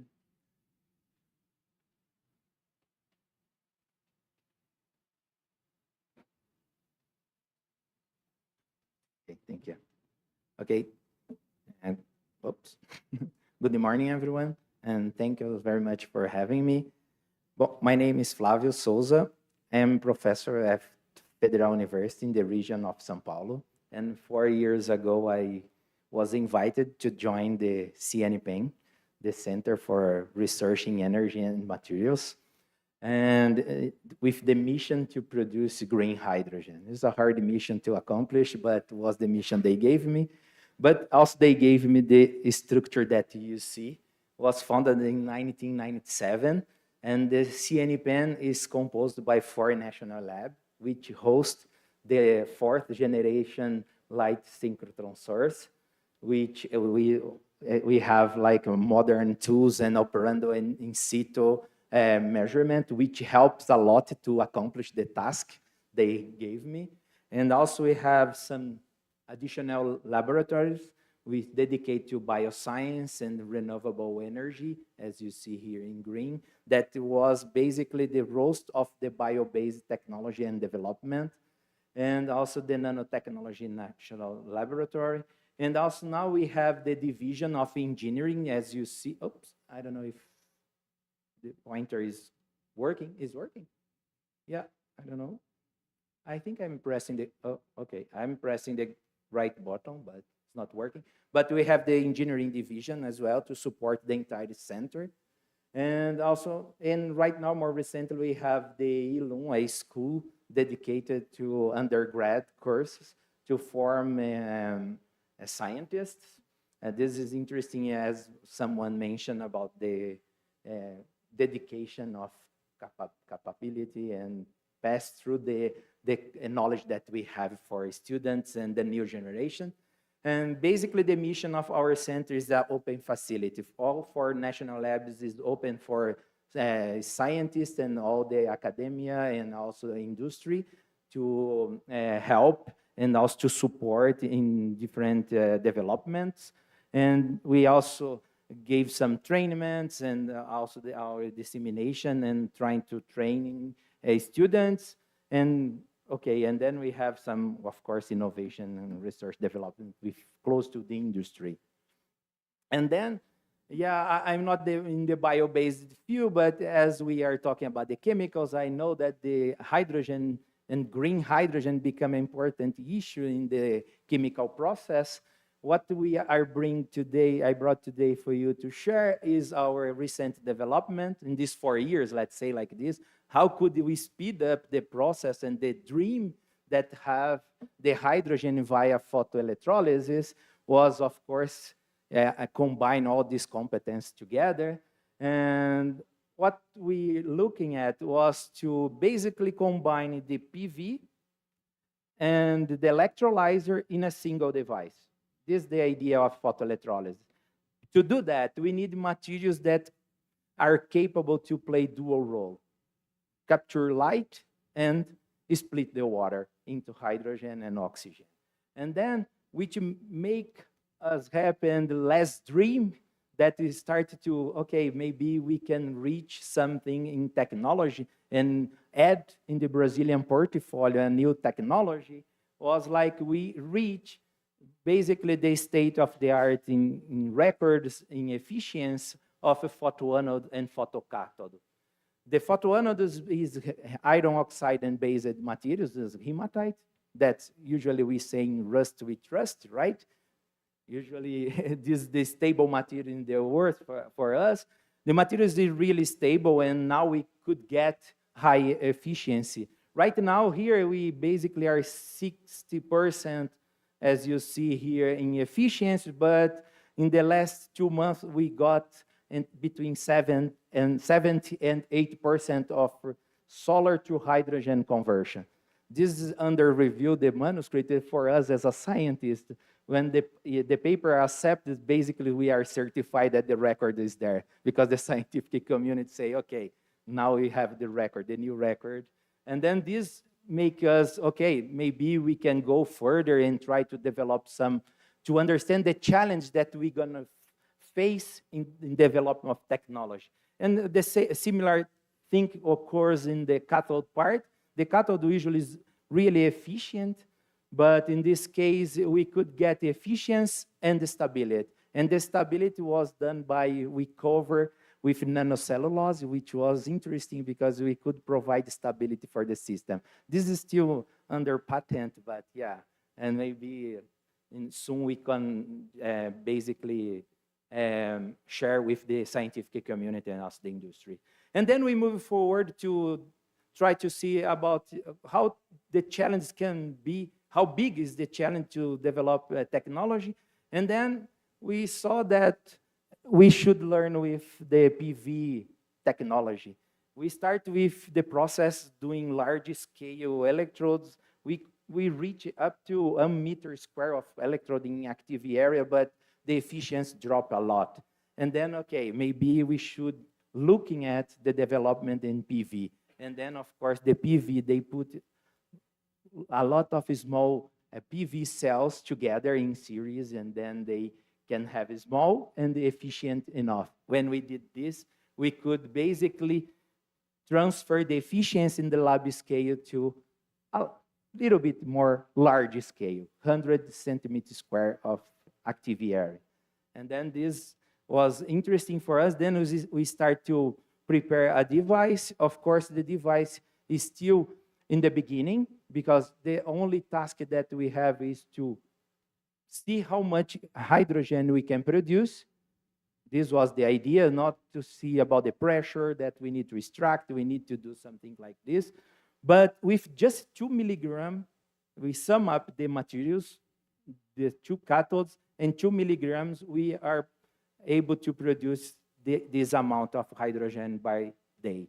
It's basically 1,000 liters per day, just with 2 milligrams. We could not put too much materials because the pressure, we didn't know how the device will operate, because it's 3D printed electrode.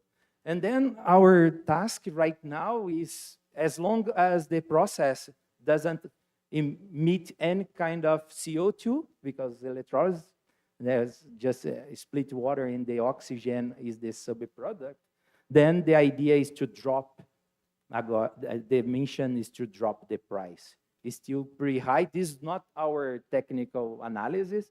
This is analysis that we saw in the, made by Oxford. It's not our system, because we need to know a little bit how the process, how robust is the process. We need to scale this up. What I'm trying to say, we need some partners to scale this up and make an industrial demonstration. Basically what I'm trying to say to you. This is all I have, and thank you very much for your attention and invitation.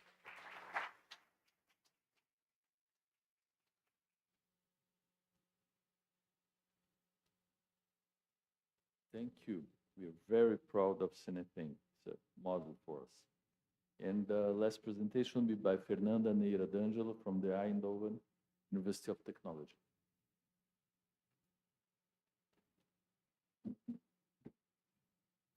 Thank you. Well, thank you also for having me. I'm Fernanda Neira D'Angelo, TUE, and actually I'm also having, I have 2 affiliations.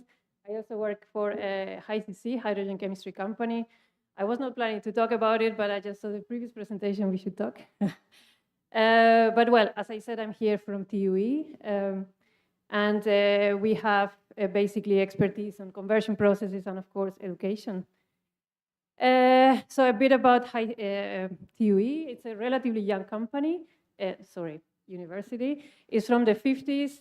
And the university actually was created to address industrial needs from the let's say, regional industry. Philips probably rings a bell for most of you. But right now we have a lot of industry around high tech. So Eindhoven is considered or sometimes labeled as a brain port of the Netherlands.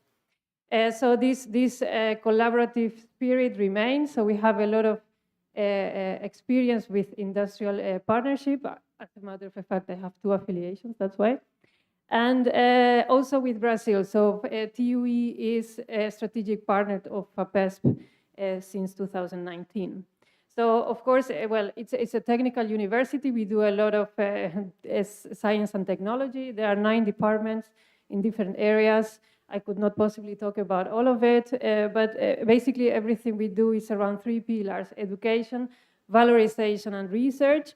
I'm happy that Michael presented a very good example of the valorization part, so a lot of generation of spin-offs, but today I want to talk a little bit about the education, so I'm very happy that that was also signaled as something very important. So we have a lot of master programs and bachelor programs, but I want to highlight our postmaster program. So this is also a way of valorizing and creating connection industry and academia. So we have a program which is for, let's say, after masters. So it's a professional degree to specialize, let's say, on industrial research or industrial design. And if you want to know more about it, I can, of course, comment.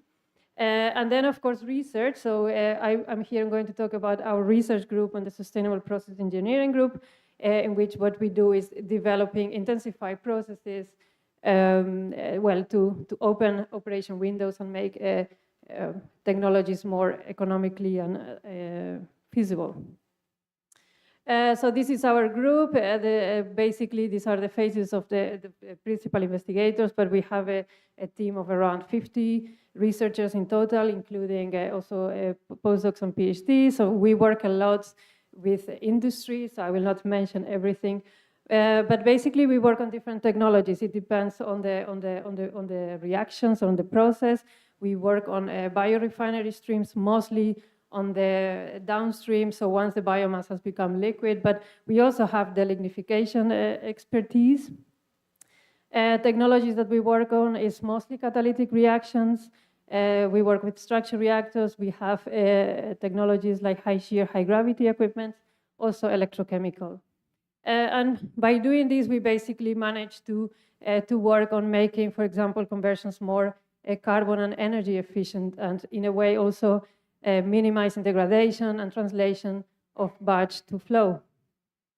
The way we work is very from a multi-scale perspective, looking from the let's say the fundamental science at molecular scales all the way up to reactor and process. Here I have a picture of a scale-up example where we do glycerol reforming and Fischer-Tropsch in this picture, but we have several other examples. What we achieve by doing this, well, here is an example of, we have been working on the last years on C5 valorization through furanic. So this is a reaction that typically is limited because there is a lot of degradation and the yield is very poor and is limited to batch-wise. So we managed to increase yield to about 90%, decrease a lot reactor size and make it continuous. And that was the basis of, well, this slide doesn't look like I prepared it, but okay, of a project that I've been working for the last 3 years. So we coordinate this project. It's called HighFly, where we use furanics as a base for a sustainable aviation fuel. Here we do a demonstration at TL4, but we are looking to, of course, bring this further, but also use furanics as a basics for materials. A lot of innovations we do here have to do with reactors, novel materials, novel solvents. So we use, for example, AI to identify new materials, new solvents that are very important for this application. Well, why I'm here, in general, I'm very open to collaborate in any way that, that is possible from education and research. Of course, valorization as well. Basically, we are looking into bringing our technologies further, but also exploring other routes. And these are examples of different reactions or processes where we think our approach can make a very big difference. And that's it from my side. Thank you.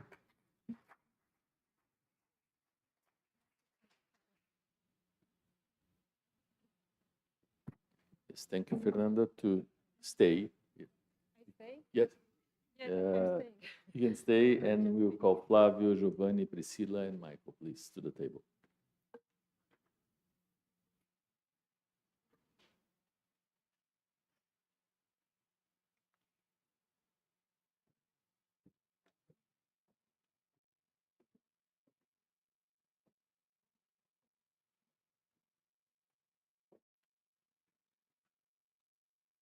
Questions are open.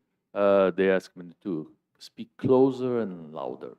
We have a very, very nice mixture of specialties and people who are looking for things and people who are offering things and institutions, academic institutions, research within the industry. It's very exciting to see things coming together in such a beautiful way, especially for that call, trying to save the world and make our life easier.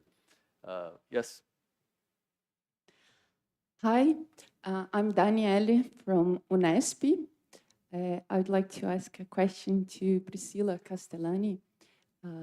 You said in your presentation that Indorama is interested in synthetic biology. Can you give some more details, like which products or which bioprocesses are you interested in? Sure. So yes, we are, as I said, we are just starting in some projects in biotechnology, like looking for fermentation processes to achieve molecules that could be of our interest. The obvious choice initially was the biosurfactants, because we are a surfactant producer, so there's a perfect fit. But we are also looking for other chemicals that would fit for our markets. So if it serves personal care, home care, crop protection. So actually we are kind of open to see what products are cost and performance effective for these markets, because I think one of the challenges for all this bioprocessing is really to have like a process that it's cost effective. That's why synthetic biology, we know that improves a lot the yields and even may ease the downstream as well, you know, because these are the cost, it's a costly operation, the fermentation process. So everything that can reduce costs, that's the main goal, I would say, that for most of the companies, for everybody that is working on this field. So that's why we have been working on that. We have a small structure in our R&D, but it's very small, and that's why we're looking for partners for that. But any type of synthetic biology would interest of us.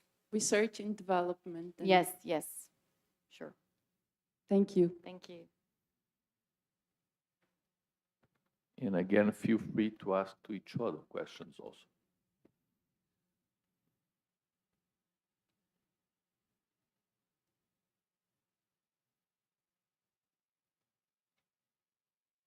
My question is addressed to Michael Booth. And could you tell us a bit more about your technology for separating lignin from the biomass, and which kind of biomass are you using or validating the technology? Okay. Thanks for that question. We were inspired actually by making coffee. Yeah?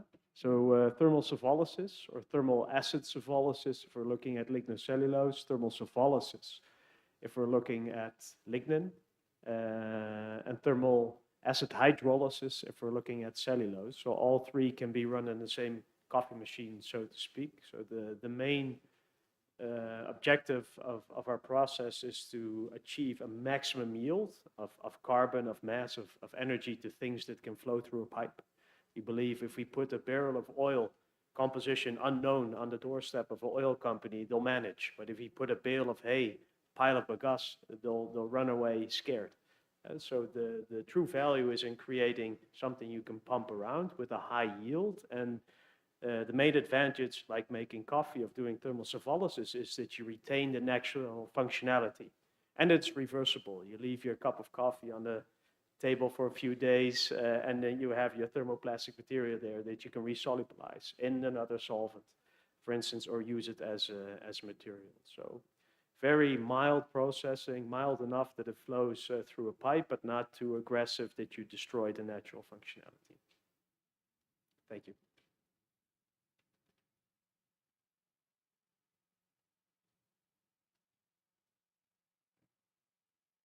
Hello everyone, my name is Vitor Bruno, and I have a question to Flavio. Flavio, I liked very much the solar panel that produces hydrogen, if you understood. Can you tell more about the characteristics of the weather that could be, or if it would work even in the Netherlands? Because this could be like a hydrogen source for all around the world. Thanks for the question, Vitor. I think it's working. Yeah, thanks for the question. Yeah, I don't think this can be a technology to be applied in worldwide. I think so. This is the thing. This is additional technology. I mean, countries like Australia and Brazil, part of California, and places like that, maybe we can add this technology. For me, there is no single solution to solve the problem that we're facing on right now. And then for me, the idea is just to add an alternative to the portfolio of in this advancing transition for climate change and all this, to mitigate all this problem that we face right now. And then, yeah, I don't think this can be applied in Netherlands, I think.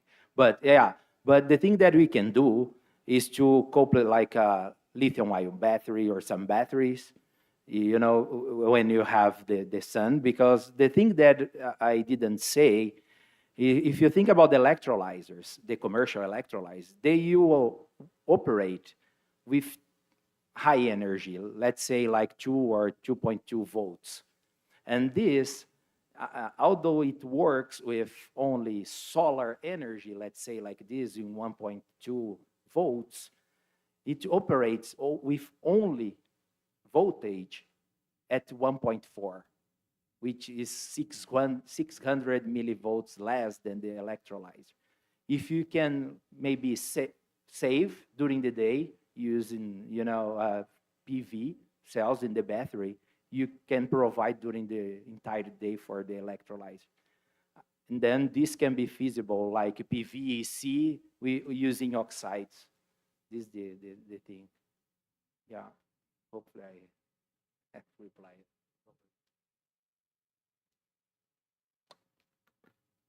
I want to add a question probably to the companies. Looking the end user point and taking into account the logistic area of interest from NWO, what about to deliver that in an efficient and economic way to the population using logistics, like saving money and offering that, just changing the logistics that are there, like how to make a battery out of each car instead of having all the hydrogen needing to be compacted and then delivered from one place to the other. And are you also thinking about logistics in terms of research? Because we almost think about research in terms of making one molecule, the other molecule, but then economy is a science by itself. How are you dealing with that? I'm sure you're dealing with that, and it's very important and very cost efficient.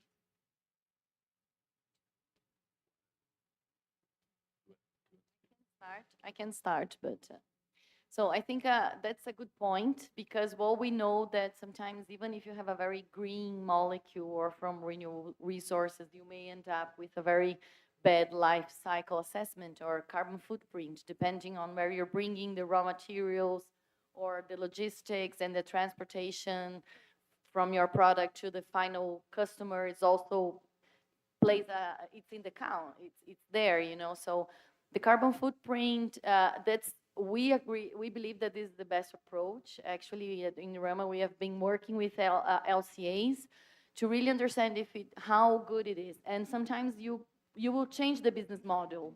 You say, okay, instead of producing here, it's better to produce there, even if it's the best technology ever, or even if it's a very old technology. If you produce in this area and to sell, if you sell to these customers, you save a lot in transportation, in all this. So this lowers a lot the carbon footprint. So there's part of the companies also looking for that as well, you know. Of course, we are R&D people, so we always think on new products and new things and new technologies. But yes, there's a lot of possible savings in carbon footprint when you look at the whole logistics and transportation, for sure. I would like to complement, but the point of view to the biomethane. Cacao, mainly, we are sure that biomethane can contribute with the carbonization, but we are seeing many opportunities and many alternatives for this. Many fuels have been studied, and every day we know about something new about biofuels. But I think there is a little problem yet. We know that we have problems in Brazil related to the logistics. It's a fact. But nobody wants us to pay the green value for the green fuel. And how we can to commercialize the biomethane in a better logistics. Because, for example, we are near Presidente Prudente. It's far from here, for example. And if companies have no pay for the green value, it's impossible to continue to doing that.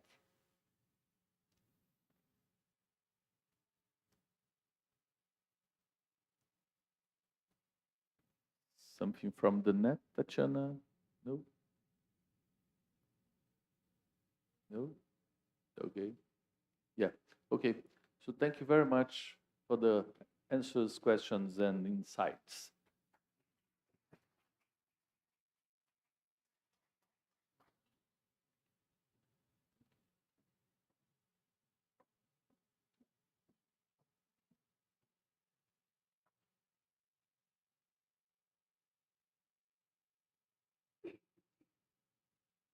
So hello again. I take the next chair.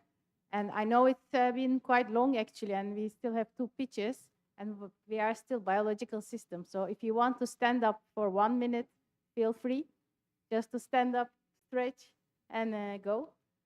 Because we still have 2 sessions of pitches. And we are doing good in terms of time, because the program had allowed more time. But we should be more careful now. When I look, each was taking about 40 minutes. So it's really nice there are questions also. So we start now with, again, somebody from company and having 2 things. It's Ivo Huning de Paiva. Maybe I pronounce it wrong, but he will, yeah. It's not a Dutch It's not incident. Raycon Studio. Yes, thank you, everybody. I hope this works. Yes, thank you for your attention. I'm going to present a little bit something about Regen Studio. It's a bit different than all the other presentations, I guess. I'm a bit the odd one out, maybe, but I think at the end it all makes sense why I'm here. A little bit about what Regen Studio is. Regen stands for regenerative.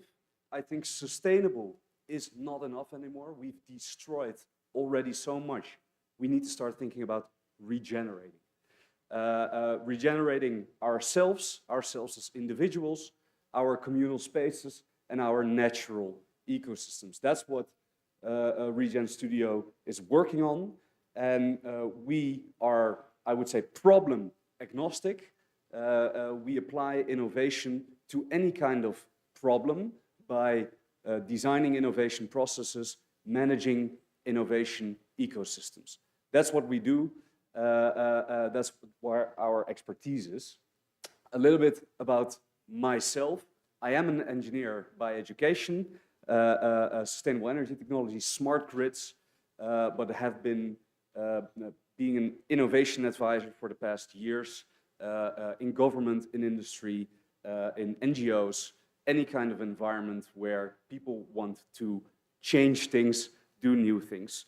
I'm also a mentor for Shell Brazil, and that has all to do with that I married a Brazilian, so eu posso falar pouquinho de português. Eu estou morando aqui no São Paulo agora, então I'm changing to Brazil right now. I'm living here since a couple of weeks. Our current clients are the following, and I will talk a bit about two of them. It's the Dutch Blockchain Coalition, the City of The Hague, the Smart City team, and TBM, Technical Blow Mold. Starting with the Dutch Blockchain Coalition, we are part of the top sector ICT, so you have ChemistryNL here, which is the top sector chemistry. We are part of the top sector IT, so highly connected. And some of our partners I've highlighted here, which might be of interest to you, is the Port of Rotterdam, Shell, NWO as well, and the Dutch Emission Authority. And we have, I can see these are my old slides, so I have a bit more slides than I thought. I'm not going to read everything out that's standing here, but we have just launched a report for traceability of renewable fuels. I hear a lot of you talking about the physical streams of these renewable fuels. We cannot forget the information streams. If you want to put this on the market, and especially the European market, you need to start proving where does your feedstock come from, how much energy is being used in your processes. This proving the sustainability of your products is becoming not only a consumer demand, but it's also becoming a regulatory compliance issues. And that's what we've been working on together with Shell, together with the Dutch Emission Authority. And our conclusion is we need digital product passports. We have the technology, our partners have the technology in-house to create these kinds of things. And of course, it's not a technology-only thing. You need the sector of a certain product to come in as well. But if you are thinking about digital product passport kind of initiatives, come talk to me. I will connect you to the right people in our coalition. We are thinking about also setting up a research call with NWO. I'm not sure if it's going to be an international one as well, but we are interested in doing research as well on this. This one I will leave. Now, Technical Blow Mold, a company here in São Paulo. It is actually from my in-laws, so meus sogros estão aqui.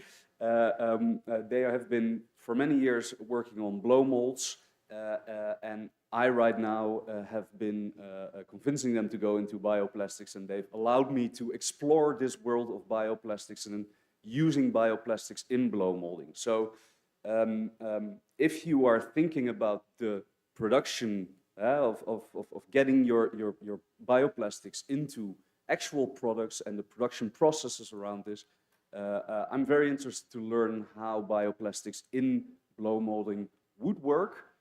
And if you are as well, we can research together, or if you know, come and talk to me, and maybe we can work together on that.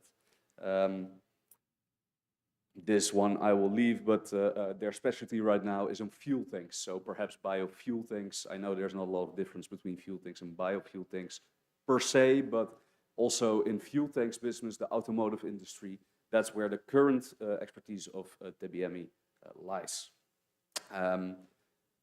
research questions I've already said. If you want to know more, come talk to me. I know I'm over my time, so that's why I'm ending it here. Thank you for your attention.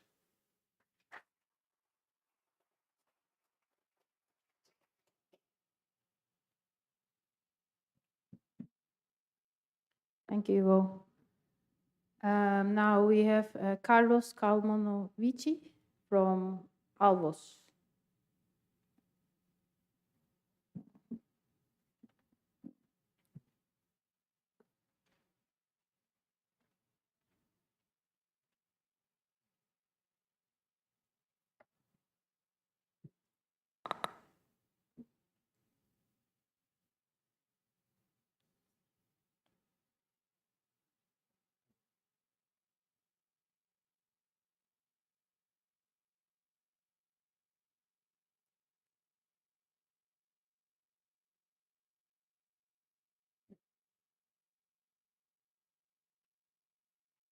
Hi, hello, good morning. First, thank you for the opportunity. I'll tell you about Apfos. It's a bioenergy company based on sugarcane in Brazil. The founding year is 2007. Since the very beginning, we have a small group working on innovation, and including a program with a joint program with FAPESP. And some of the technologies we have today are based on these first programs, especially digital technologies. Today we have 8 operating mills working on sugarcane, and basically the installed capacity is around 33 million tons, sugarcane tons, crushing capacity. And we are able to produce around 3 billion liters of ethanol, hydrous ethanol per year, 700,000 tons of sugar, and bioelectricity, 3.5 thousand gigawatt hour per year, based on biomass. Right now, we are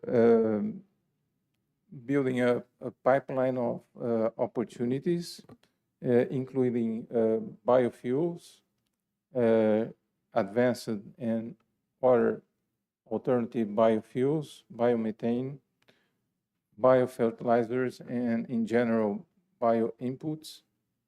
It's very important because one of our key issues is about assuring circularity, and other chemicals. The key technologies for us is, of course, fermentation. And in this particular point, I would stress biocatalyst. Then material engineering, because also the conditions for crushing cane is very, very challenging. So there is there's some efforts, significant efforts towards developing new materials for this, especially crushing conditions, energy optimization, and digital technologies in general, including for the industry.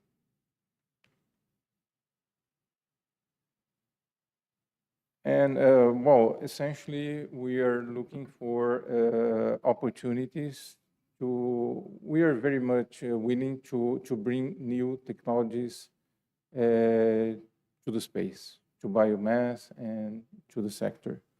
So energy transition,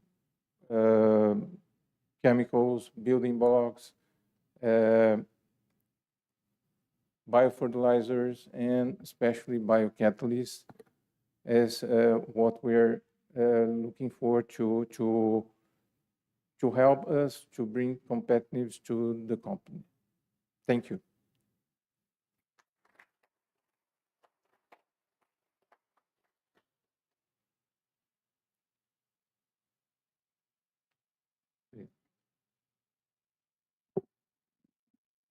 So now I would like to invite Ludovic from TU Delft. Better I say also your surname, Jordan. And John Posada is also from here, from TU Delft. So I'm happy also to hear maybe something about the systematic analysis also later, because it was also a point. Yeah. Thank you. We are happy to be here as representative of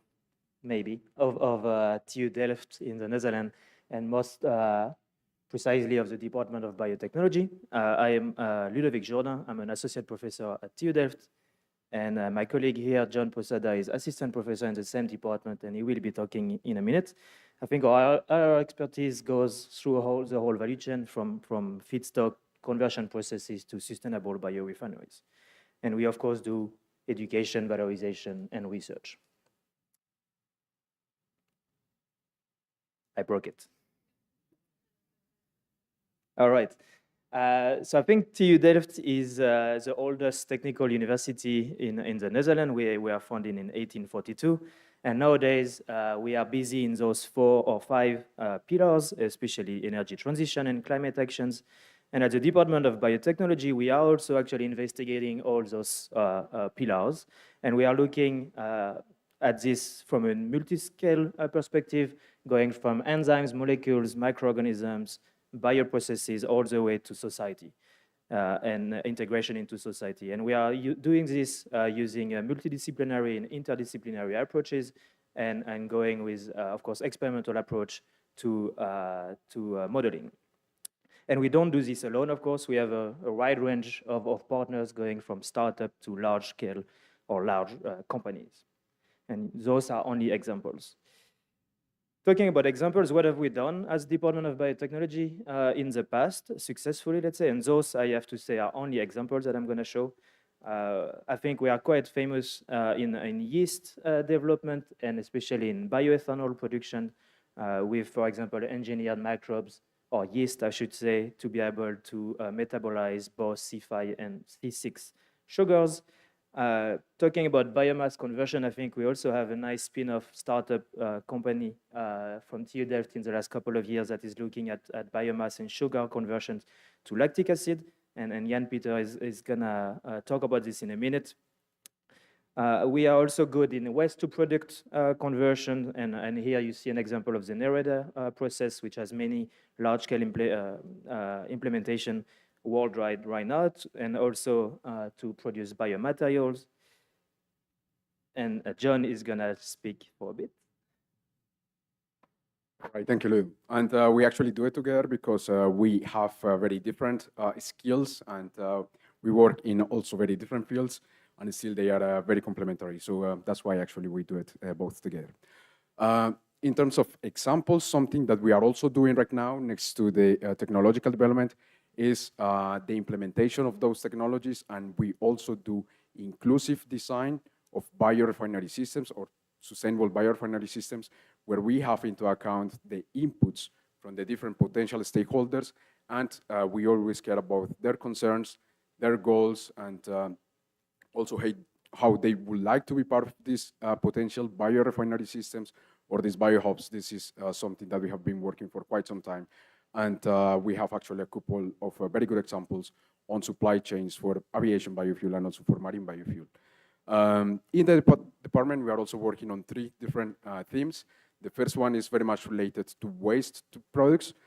In that case, we are working with waste, for example, from biomass, but also waste related to wastewater streams. Could be municipal, could also be industrial wastewater. And we also in the last year started with a new program on zero emissions biotechnology. It's very much related to carbon dioxide conversion into chemical building blocks, but also into higher value products. And this is something we are very busy with in the department right now. And a third team that we have in the department just starting is on the protein transition, and Ludo will talk about that in a little bit. And something that is also transversal to all of these different themes that we have is the design of sustainable biorefinery systems, where we start with the systems analysis, doing techno-economic analysis, process design, calculation of CapEx, OpEx, and then we screen down different options to identify what are the technologies, systems, and supply chains that are more convenient from the technical, economic, environmental, and social aspects. And this is also something that we consider from feedstocks all the way to the final products and applications.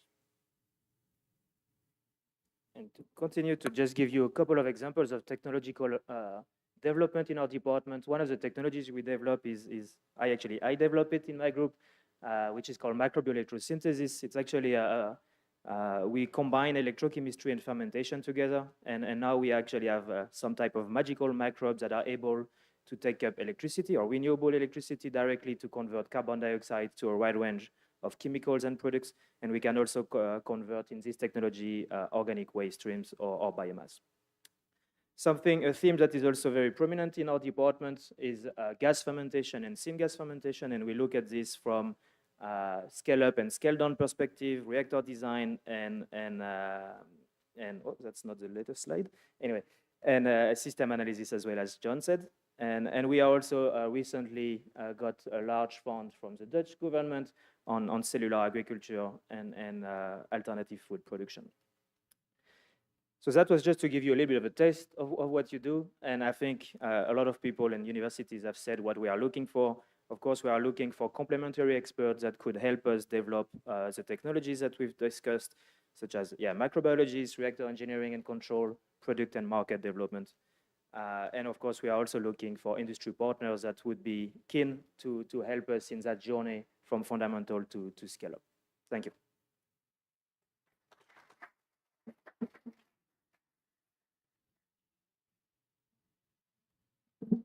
Thank you, Ludovic and John.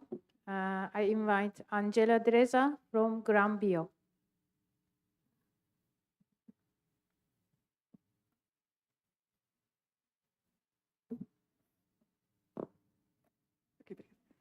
Hello, everybody. I'm here to talk a little bit about Bio for you.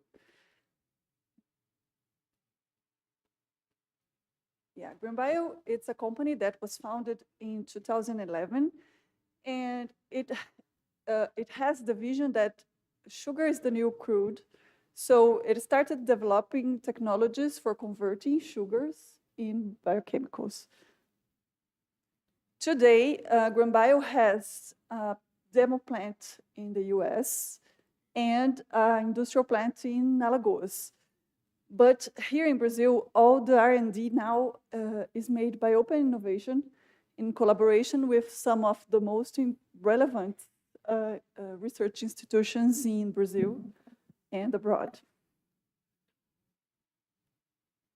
Bio has also some partnerships for developing new products with the US Department of Energy for producing SAF. It's a subvention. Novozymes and DSM for the process that are already going on in the plant. Birla for tires with more resistance, and VTT for new varieties of sugarcane. Bio used to have the aim of taking all the steps in the production of the biochemicals. So it started doing a new variety of sugarcane that's more pliable to the process, and then the process for converting sugarcanes, and then obtaining the new chemicals.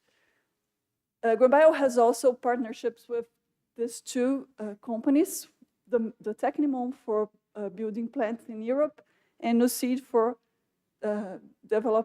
improving the development of sugarcane. What is produced by Bio? It's the ethanol 2G and biomass, energy cane, mainly, nanocellulose, and SAFI. SAFI is not already viable, but it's in process. For doing all this, GreenBio has 3 technologies mainly now. The AVAP Plus, that it's a pretreatment technology for biomass. The Green Power Plus, that is another technology for releasing sugar. It's additional step for the AVAP Plus. And the Bio Plus, that it's for producing nanocellulose. The challenges that we have, it's also the same of everybody here. The green products, the green fuel, it's not as competitive as the traditional ones.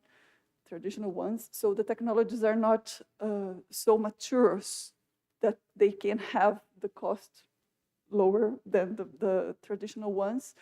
So this is the big challenge now, making a competitive environment for these technologies. And what we look for, it's partnership for R&D, partnership for developing new products, commercial partnerships, mainly for nanocelluloses, and technological licensors for the patents we already have. And that's it.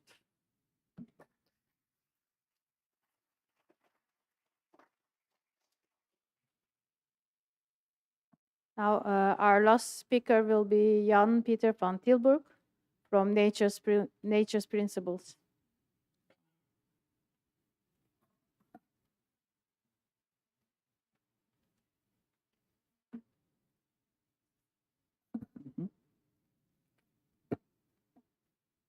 Is it right?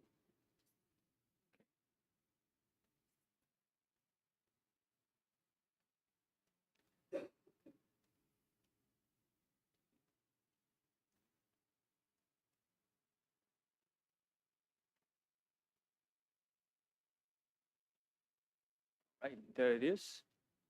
Yes, everyone can hear me.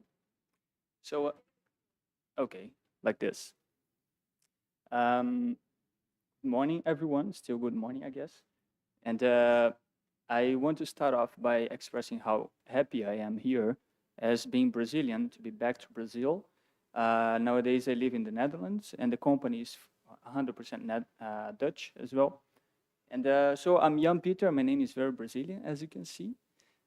And what we do is you can see Nature's Principles as a platform focused on the fermentation of sugars to produce lactic acid. So we are really focused on the fermentation process and by using a different technology that I'm going to explain to you later. But lactic acid is usually seen, as I understand here, we are the country of ethanol. It's seen a bit like the villain, right? What spoils the ethanol production.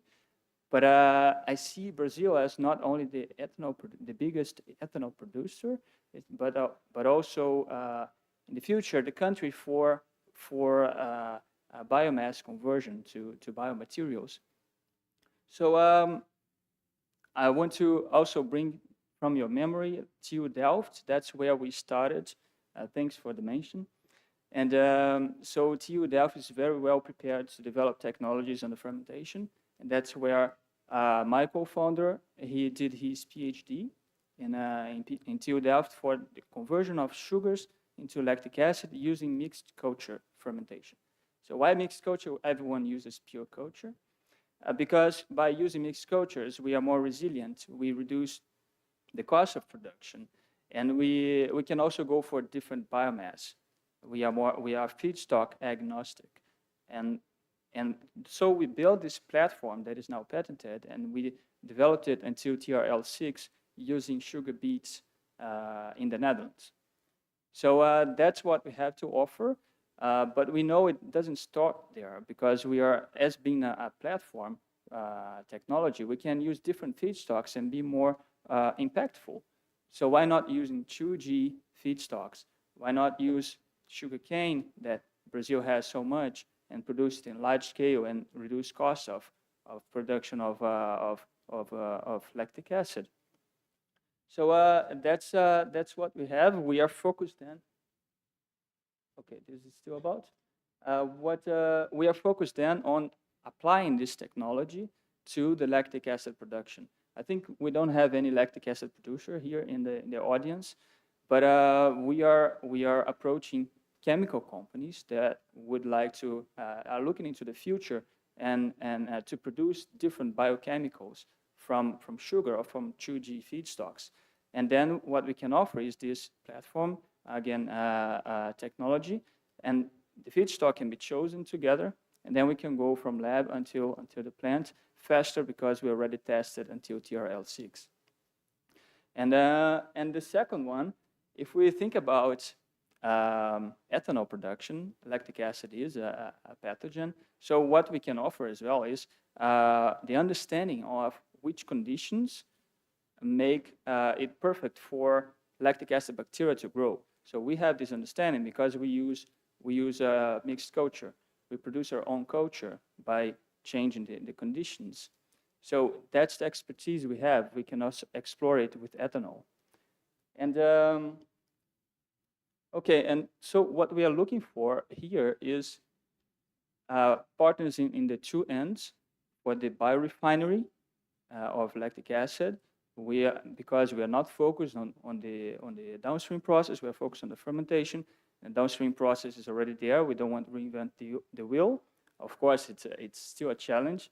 We understand, but our team is very focused on fermentation. We have two master of science level professionals in fermentation and process engineering, and one PhD. And we're now hiring a lab technician to offer also tests on fermentation. So that's what we are good at, and that's what we want to offer and focus on. And of course, the feedstock, the biomass to do the upcycling. If we're talking about 2G, we don't want to develop the whole breaking of the cellulose, for instance, because there are companies that are better than us on that. So those are the two partners that we are looking for in Brazil, so that we can expand to Brazil. And yeah, so if you see any possible collaboration, I'm happy to talk.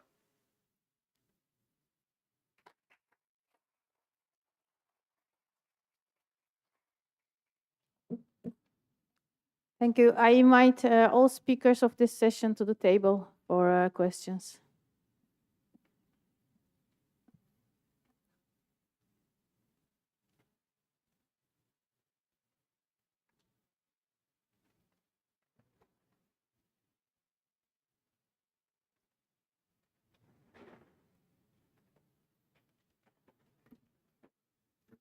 So I think, okay, perfect. Now, it works now? Yes. It was a good session from different perspectives, I think. I hope maybe you have questions already. Otherwise, I have also one. But I see Herman.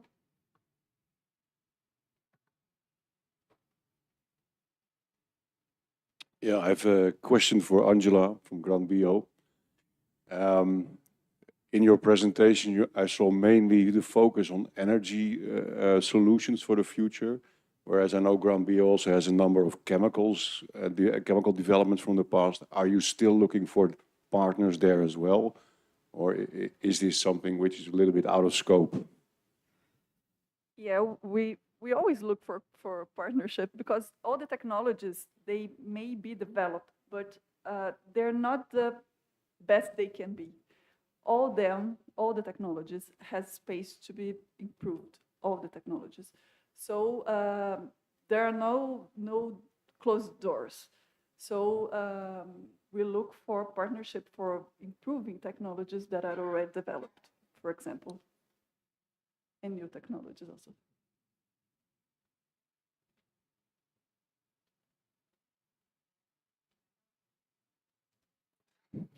More questions from the all? Just checking. And actually, I was wondering about the presentation from Atmos, from Carlos. Maybe can you elaborate more about the materials engineering you were talking about? Maybe the difficulties there you said. Can you maybe elaborate more about what you need there? And also the digital technologies. Is it more in the process or some other fields?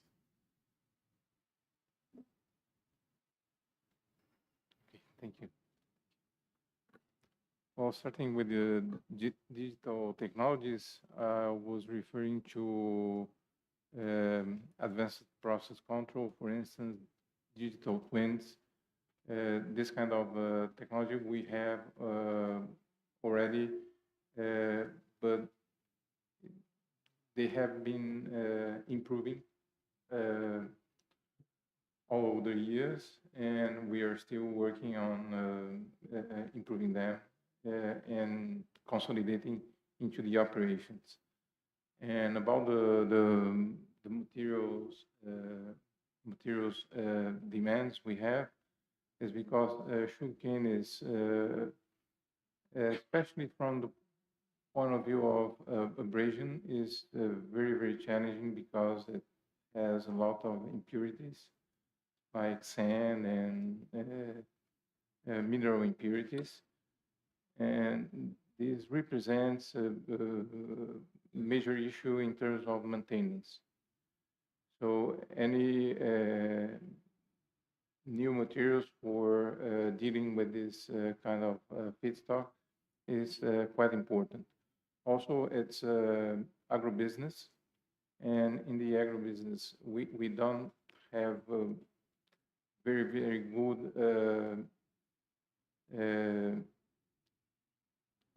control of the raw material. It may vary a lot during one day and during the season. So that's why we have to be ready to any kind of raw material impurities. Thank you. Because I guess there are some research going on also on this part, so I hope you will find also some partners. Nice. There's no online question, and there's one here. My question is to Carlos also. When you mention as key technologies, the fermentation, are you talking about sugar, ethanol production or biofuels, or you are also considering fermentation for biofertilizers?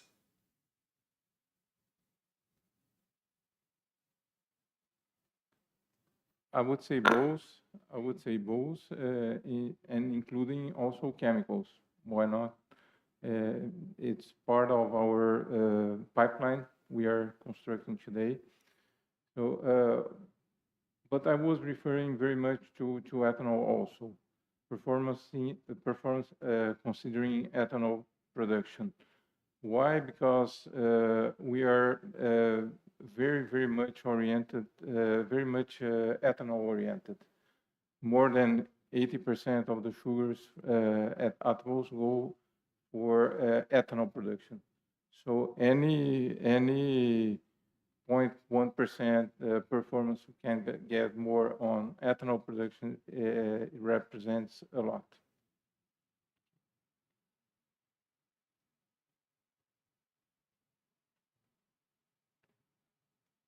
Any more questions from the audience? Actually, I have one question to the audience because when John came and said about system analysis and LCA, this is also one overarching part of our partnership. So it's very important that every consortium has also these partners. So I wonder in the audience, are there groups working on this kind of LCA analysis and other sustainability part, or are we all technologists? So you're, yeah. So I hope there will be even like more, and then I think you can partner with all the technology developers here to bring it more impact.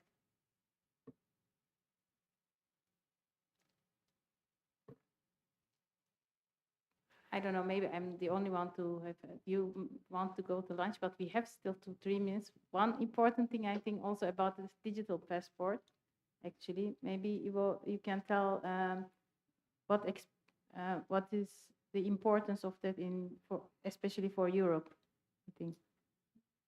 Yeah, Europe is coming up with several regulations, really, but the most important one, I think, is the CSRD, the Corporate Sustainability and Responsibility Reporting Directive, sorry. And it starts with a couple of product groups, of which the EU says you need to start making a digital product passport of those, starting with batteries, packaging materials, and chemical products. I'm missing one, I think it's maybe healthcare. So that means that bioplastics as well as fuels fall in those categories. And that means that any company or organization exporting to the EU will need to comply with those regulations in the upcoming time. And I can feel, at least in the EU, there's a bit of a panic going on, like how are we going to do this? So a lot of people are approaching us, like Shell, but also other kinds of organizations, with questions: how can we do this in a way that we don't create another technology lock-in, where you have one company responsible for a digital product passport for a whole sector? And this is where, in my opinion, blockchain technology comes in, because you can create a more open technology ecosystem that is not dependent on one or two organizations in creating these technological standards. And yeah, I think it applies to anybody thinking about the European market. Thank you. Okay, I think we can go to the next session. I see also.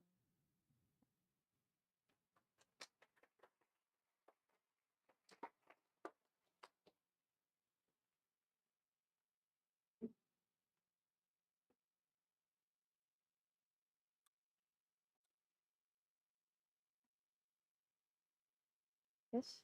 Can you all hear me right now? Yes? Okay. Well, my name is Nathalie Haak. Ada mentioned me, well, like an hour ago during her presentation. I will host the last session. And I have the same message as Ada. If you can keep your presentation shorter than 5 minutes, please feel free to do so. And I would like to invite Herman Burries from Green Chemistry, New Economy, Bio-based Circular. So Herman, the floor is yours.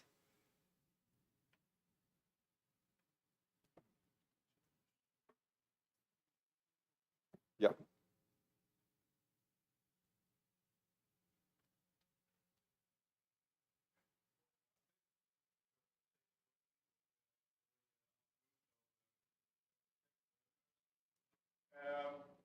Actually, I'm here as a representative of the group coalition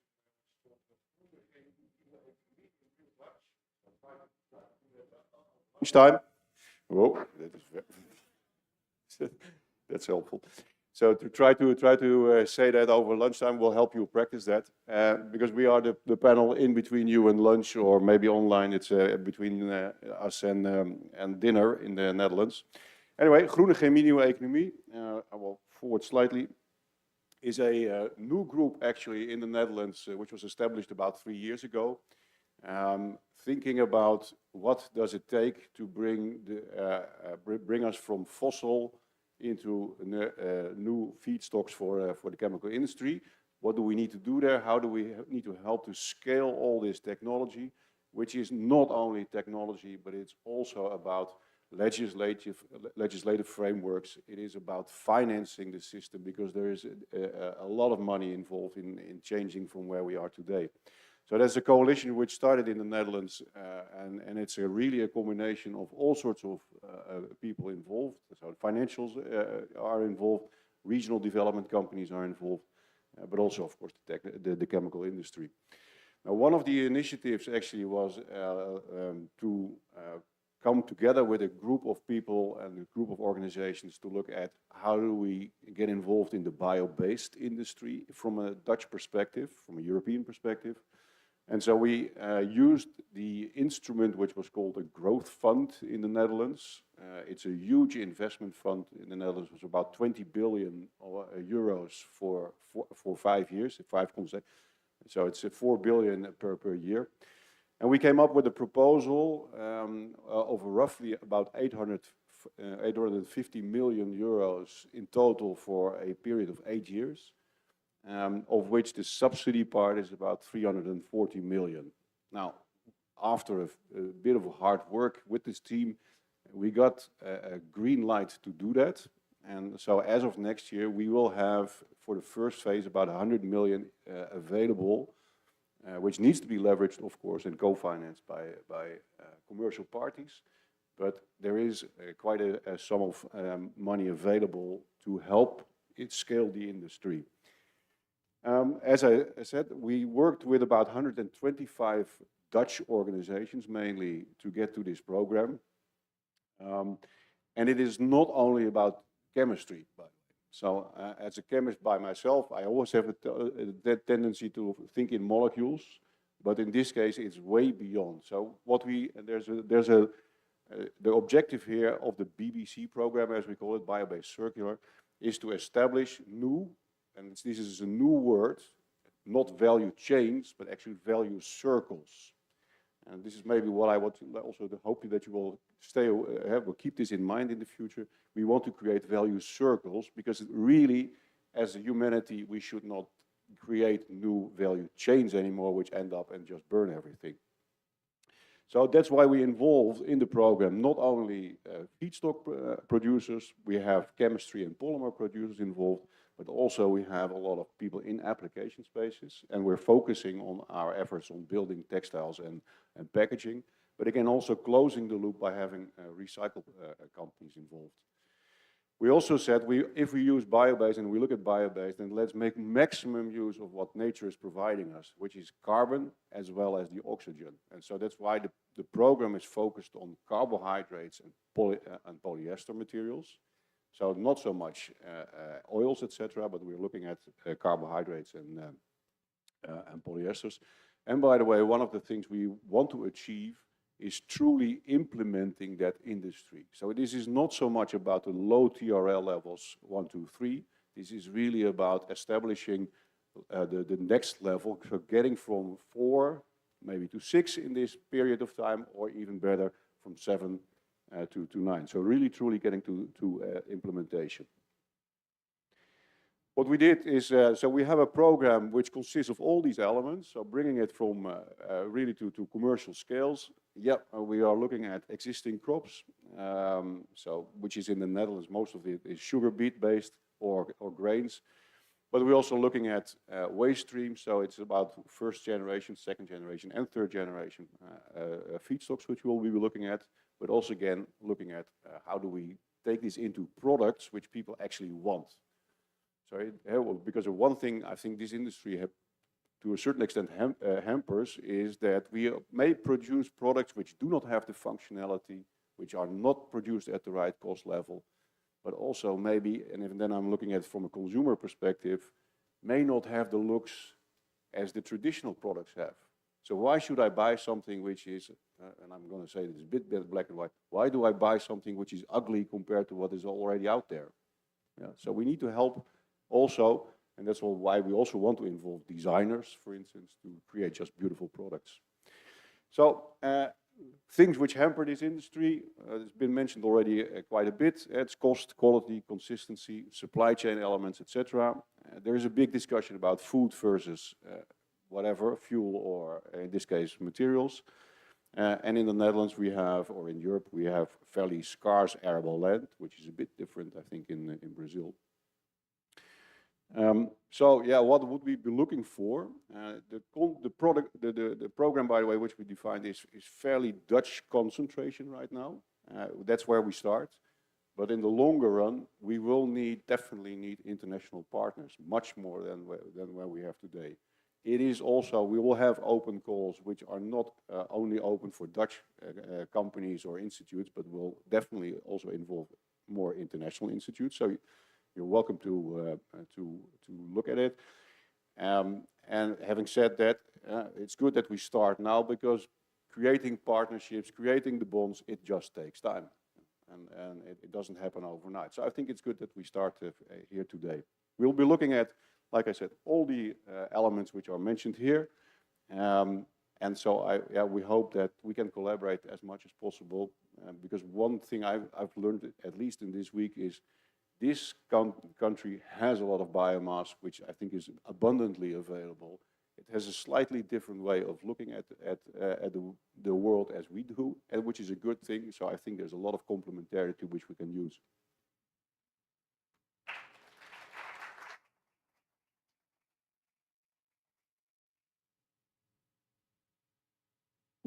Thank you, Herman. Our next speaker will be Danilo Centeno. I don't know if I pronounced it well, but I did my best. Okay.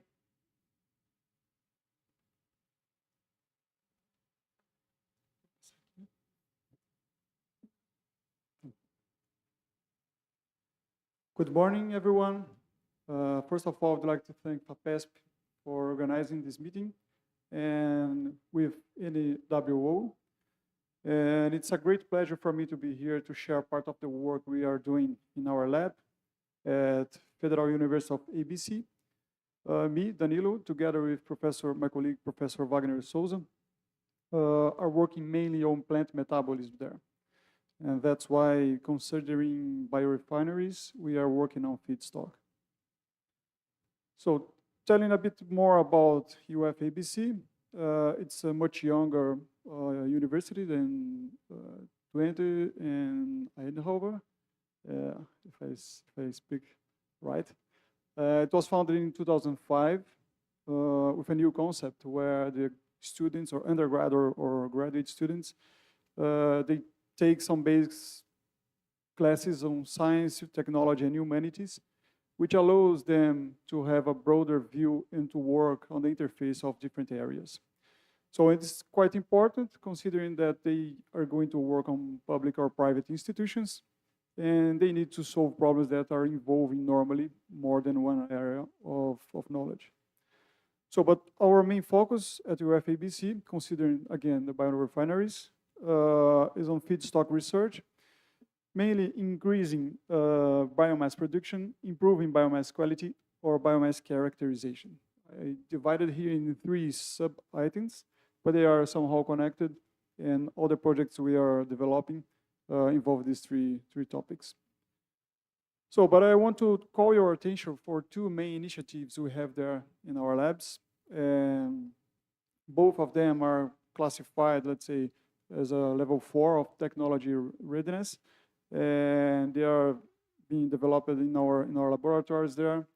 And the first one is searching for alternatives of crop yield enhancement, just based on carbon metabolism. And the way we are doing that is trying to change carbon metabolism in order to have more resistant, drought-resistant plants.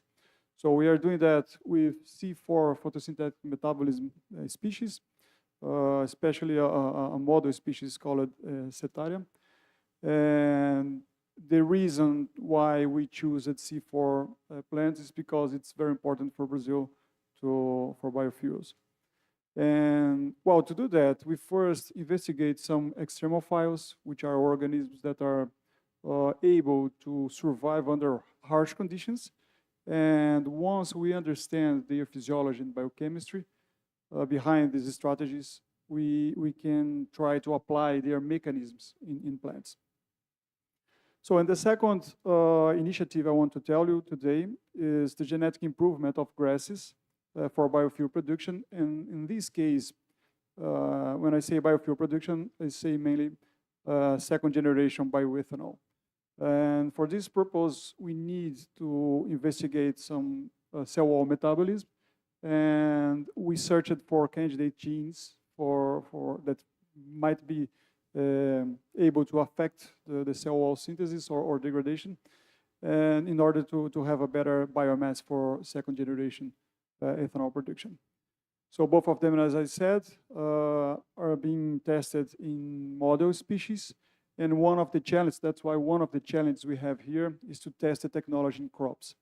And the second challenge we found here is a few tests that we want to do for further biomass conversion. In this way, taking all this information, we can say that we are looking for partners for testing the strategies in crops, and also we are searching for partners interested in these technologies for food feedstock production. Luckily, I saw some, or I heard some talks here that can be useful for us in both directions, actually. That could be, we might have a collaboration this way. So that's all I have for now. Thank you for your attention.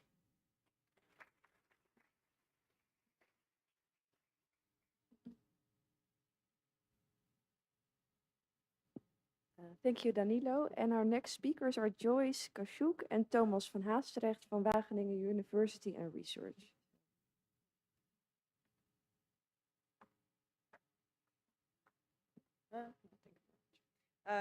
Bom dia a todos. Good morning. My mom used to say that if you don't have lunch, it's still good morning. So, so we are from Wageningen University. Me and Thomas, he's sitting in the front, and we're gonna do an overview more or less about what we do at Wageningen. So our university was founded in 1876, and we are considered the most sustainable university in the world. And then we have been appointed for 18 times by the students, the best university in the Netherlands. And then we're also one of the 64 rank in the best university in the world. For those that's not familiar, Wageningen University is also a research institute. So we have the academia part, that we have all the courses and the bachelor's and then the graduate studies, but also we have a technical and research institute that also develop high-tech technology. Overview, we brought from biodiversity, climate change, artificial intelligence, and nutrition and health, and we also target problems as a lack of food, and of course, circular and bio-based economy. Our relationship with Brazil, it's quite close, not only because I'm Brazilian, but also because we have been in the last 50 years collaborating with Brazil. So I have a brochures with me if someone is interested to know about our projects. And we have very close relationship with University of São Paulo, with Embrapa, and University of Viçosa. So as me and Thomas, we are from different groups. So Thomas is from Bio-based Chemistry and Technology group that aims to transit from biomass and with a sustainable process for products. So they develop a high-level research in catalytic conversion using electro and thermal catalysis, and also noble metals, but also they develop research on the materials part, where they can use produce functional materials not only from biomass, but also with biosystems like proteins and membranes.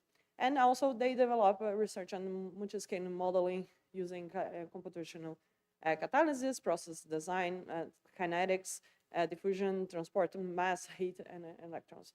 The group is consisted of 6 PIs and several researchers, and it's coordinated by Harry Bitter.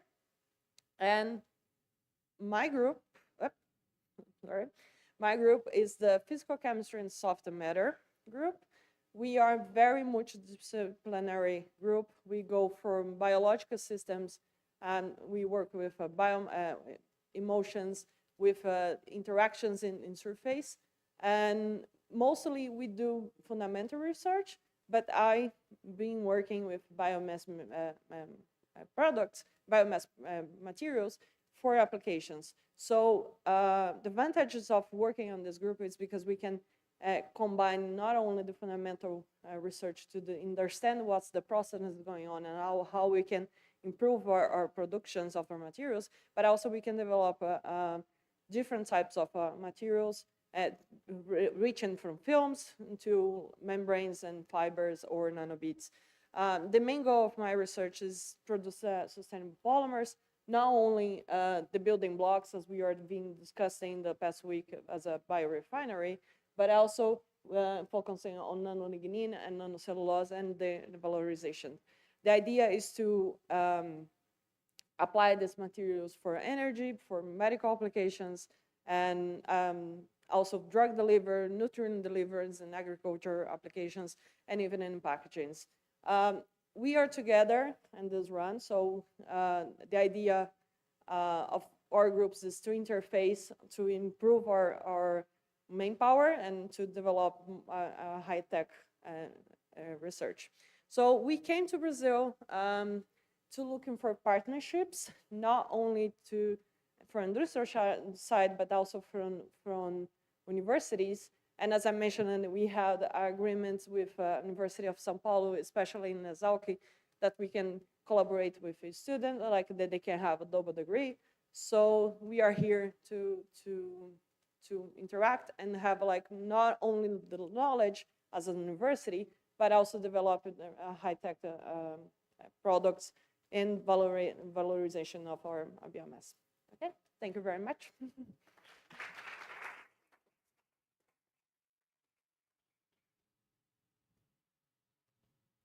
Thank you, Joyce. And the next speaker will be Rubens Maciel.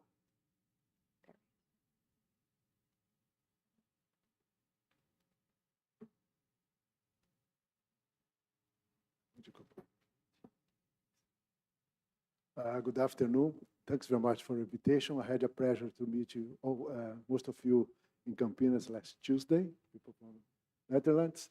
I will talk on behalf of my research group and the unit of EMBRAP, that is related to conversion process. I'm from Unicamp, full professor there for almost 40 years. And our research group is quite large, and you have worked in several areas of biofuel conversions. We have as a principle that we don't believe that society is not prepared to pay more only because the material is renewable. And then our concept is to explore the best things that you can do from the biomaterials or the sources that you have in different feedstocks: sugarcane, eucalyptus, corn, stovers, the oil from the orange and peel, oil from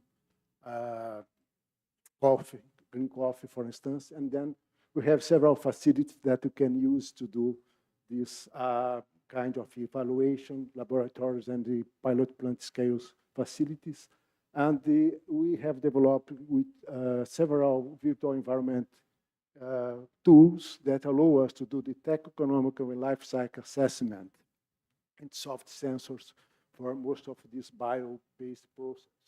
And some patents and know-how, number of around 60 patents covering all the research groups. I put here a list. I'll leave this presentation to you to come across. If you see for some of the biofuels like green diesel and renewable gasoline in SAF, the TRL is a little bit higher than we expect because the process has been tested in small scale, but it's not difficult to extrapolate it. Some of the bio-based polymers that I mentioned there is in very high technology readiness level, as you see, PLLA, benzidone polylactic acid, and several organic acids are a base of our idea to explore the potential of biomass.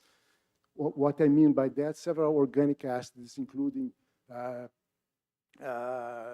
levulinic acids, for instance, or even conventional acids that you have in the market as well for the petrochemical, you have come across with the bio-based materials. These allow us to give value for this, to the biofuels in such a way that the whole chain becomes economically available.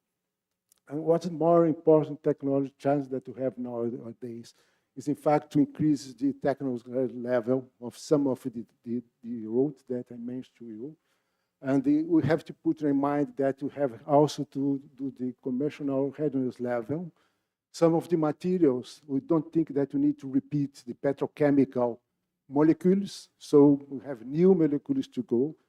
We have some challenges related to that. Most of the molecules that comes from the aid fermentation, that's the main route that when you have sugar already available, are thermosensitive. Then the purification and separation of this has to go new process, not conventional distillation, has to do with ethanol. So use molecular distillation, molecular separation to do the clever fashioning, for instance, of oil. And then it does not have no value anymore to be chemically used, you go to biofuels. That's our concept. And the definition of synthetic biofuels by authorities in Brazil is still a challenge. If you go to green gasoline, you can have it, you can have hydrocarbons similar to diesel and gasoline come from ethanol chemistry, but you have to have the certification. It's the same with chemical products for medical and the food area.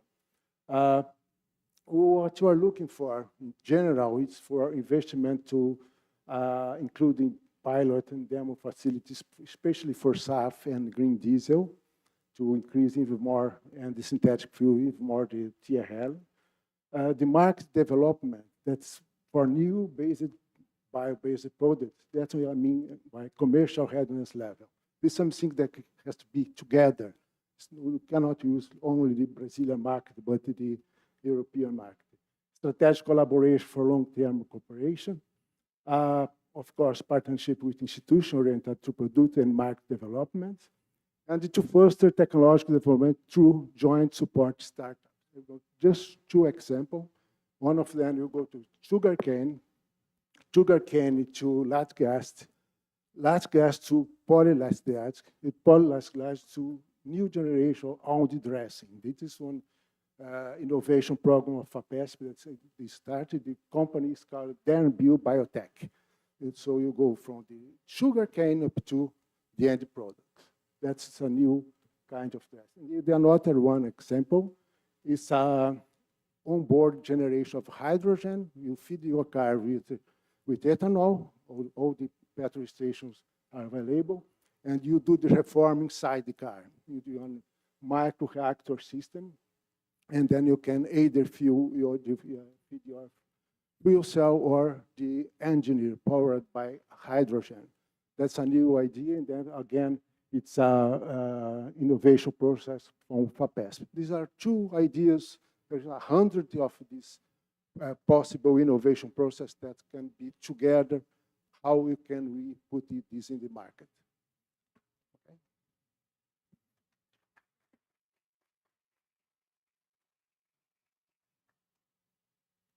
Our last speaker of today is Ed de Jong from Avantium. So Ed.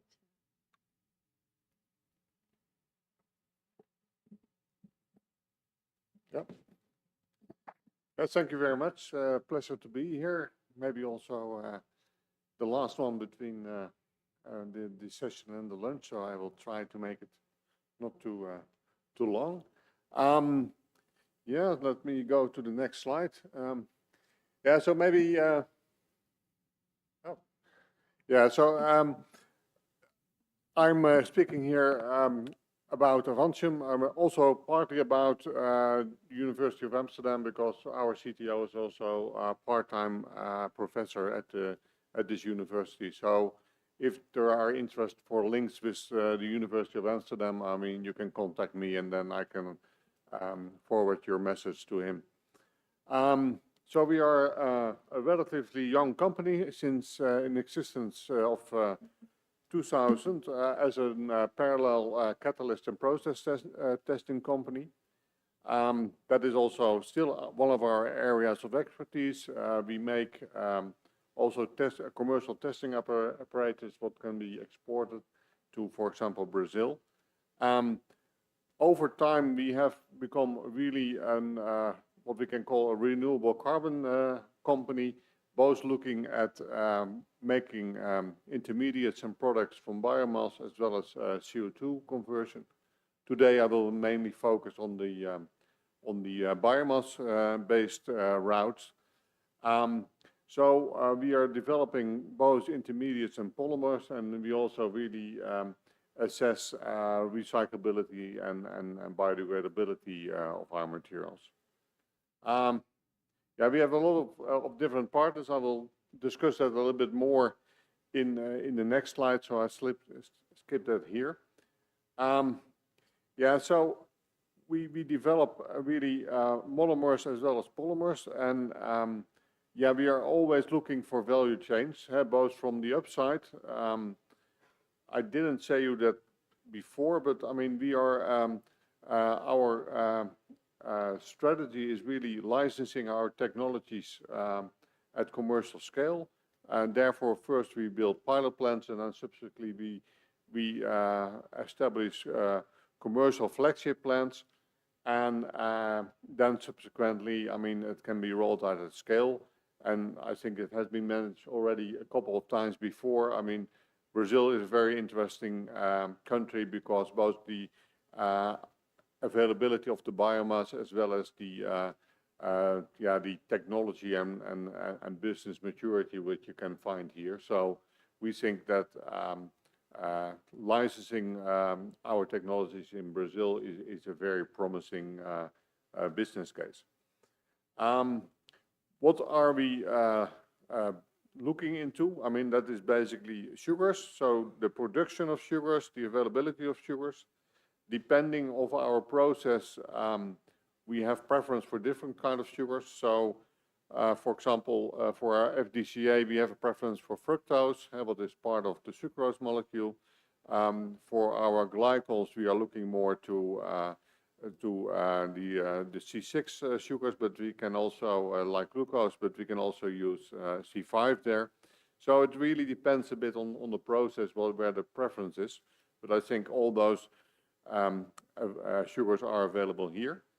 In addition to the diacid FDCA, I mean, it has been mentioned already a little bit earlier presentations. We also look to glycols like monoethylene glycol and monopropylene glycol, but also glycolic acid, what you can make from CO2, oxalic acid, and then some side products like humans and lignin.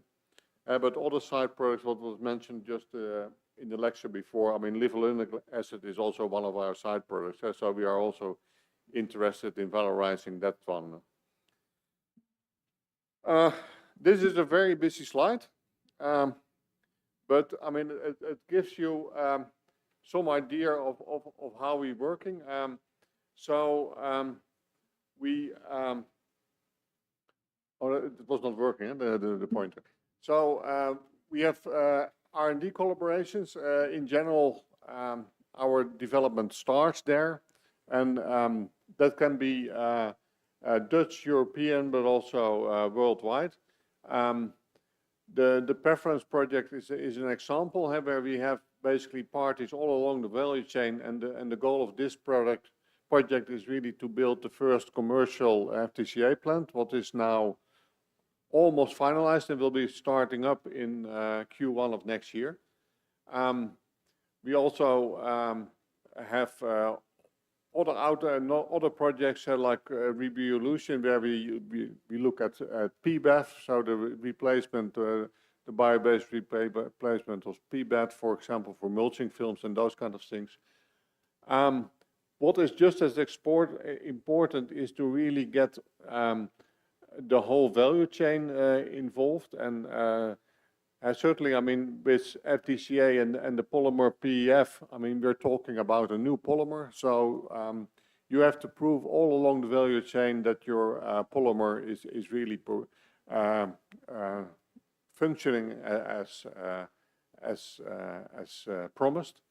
Yeah, I mean, I would like to have more time because I have now actually no time to explain to you that PEF actually the main interesting aspect of PEF compared to PET is that it has better properties. So it has a much better barrier for oxygen and CO2. It has a higher strength, a higher TG, for example. There's just a couple of ones. What really makes it that you are not really a one-on-one replacement of PET, but you can, in multi-layers, you can replace polyamides. I mean, you can do some lightweighting in packaging, etc. So I think it's one of the few, I think, biopolymers where what really have not only the green image, but also can say, okay, you can really also contribute in the properties as well as the recyclability and biodegradability. There is already one a Brazilian company where we have offtake agreements with in the bottle area of InBev. We are expanding that. I mean, you see a lot of maybe well-known brand names like Carlsberg also, but also LVMH, Henkel. Recently, we got our first retailer, Albert Heijn, well-known all the way in Netherlands and Belgium, but maybe globally a little bit less known. But I mean, they will use their own brand packaging really with our material. So it's another important step, but also Pangaea in the close area. And yeah, I think we are really open for partnerships also with those kind of companies who wants to investigate if our material can bring something special to their product portfolio. Yeah, technical solutions. I mean, that is so difficult to do it in general. I mean, I think basically if you start discussing, I mean, we can quite easily identify things about what we would like to improve or that what we'd like to better understand. So I don't go into detail. In general, our technologies are at least TRL5, and we see the ICSI technology reaching TRL8 after a successful commissioning and startup. Yeah, and the same is the most important technology challenges. Yeah, so to not take away more time from the lunch, I'd like to finalize this here, and maybe if there are any questions, I think me and my fellow presenters of the last session are very willing to answer them.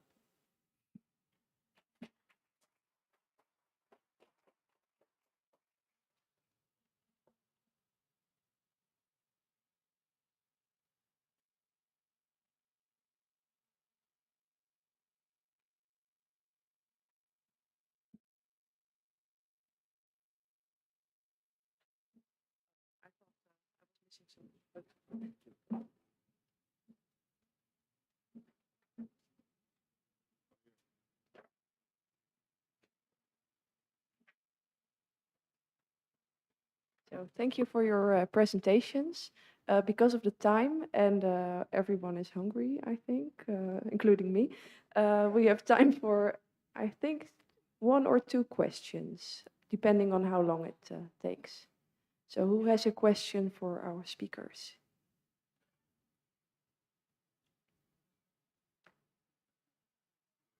No, nobody cares anymore. No, I don't think so. Nobody? Oh, okay.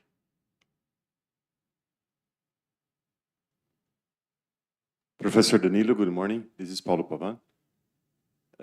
I'm executive on industries that takes care of biorefinery as well. And I was wondering, how do you evaluate the enhancement of the bioconversion of the crops that you've been studying on, if there is any other group within UFABC that takes care of that?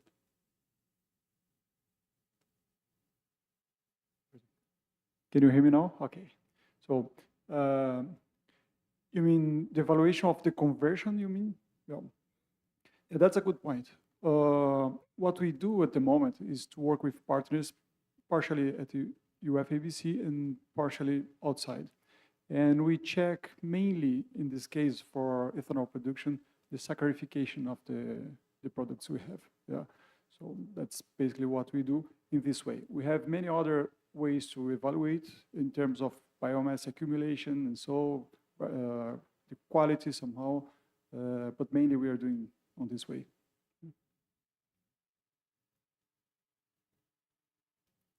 There's room for one other question.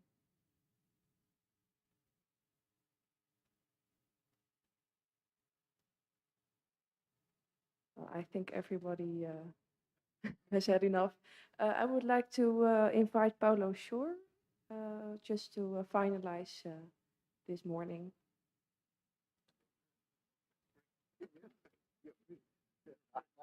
Thank you.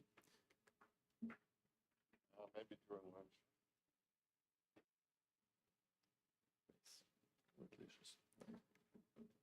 Thank you very much, every speaker, moderator, and the listener, and who had questions and probably still have, and especially for the FAPESP side of the organization, Ana Patrícia Moraes Villa, Ana Paula Yokozawa, Angela Maria Gonçalves, Bruna Yokozawa, Gláucia Souza, Patrícia Tedeschi, Tatiana, Franco da Cunha, Eda, and Natalie from the NWO. Don't forget to take your belongings with you and have a very good lunch. Thank you.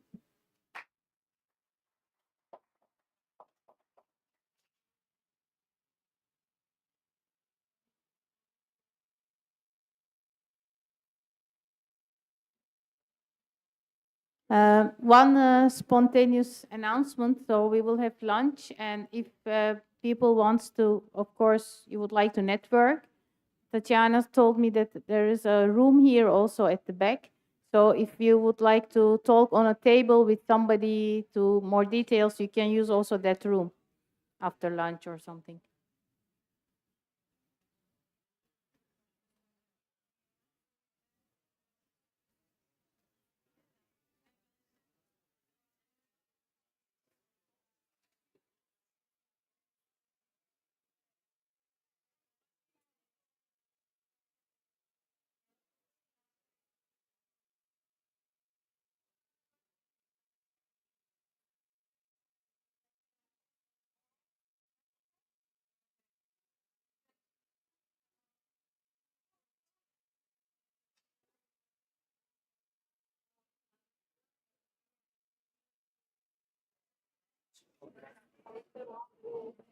Okay.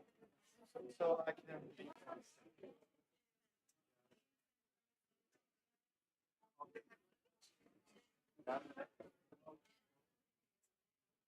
Okay, so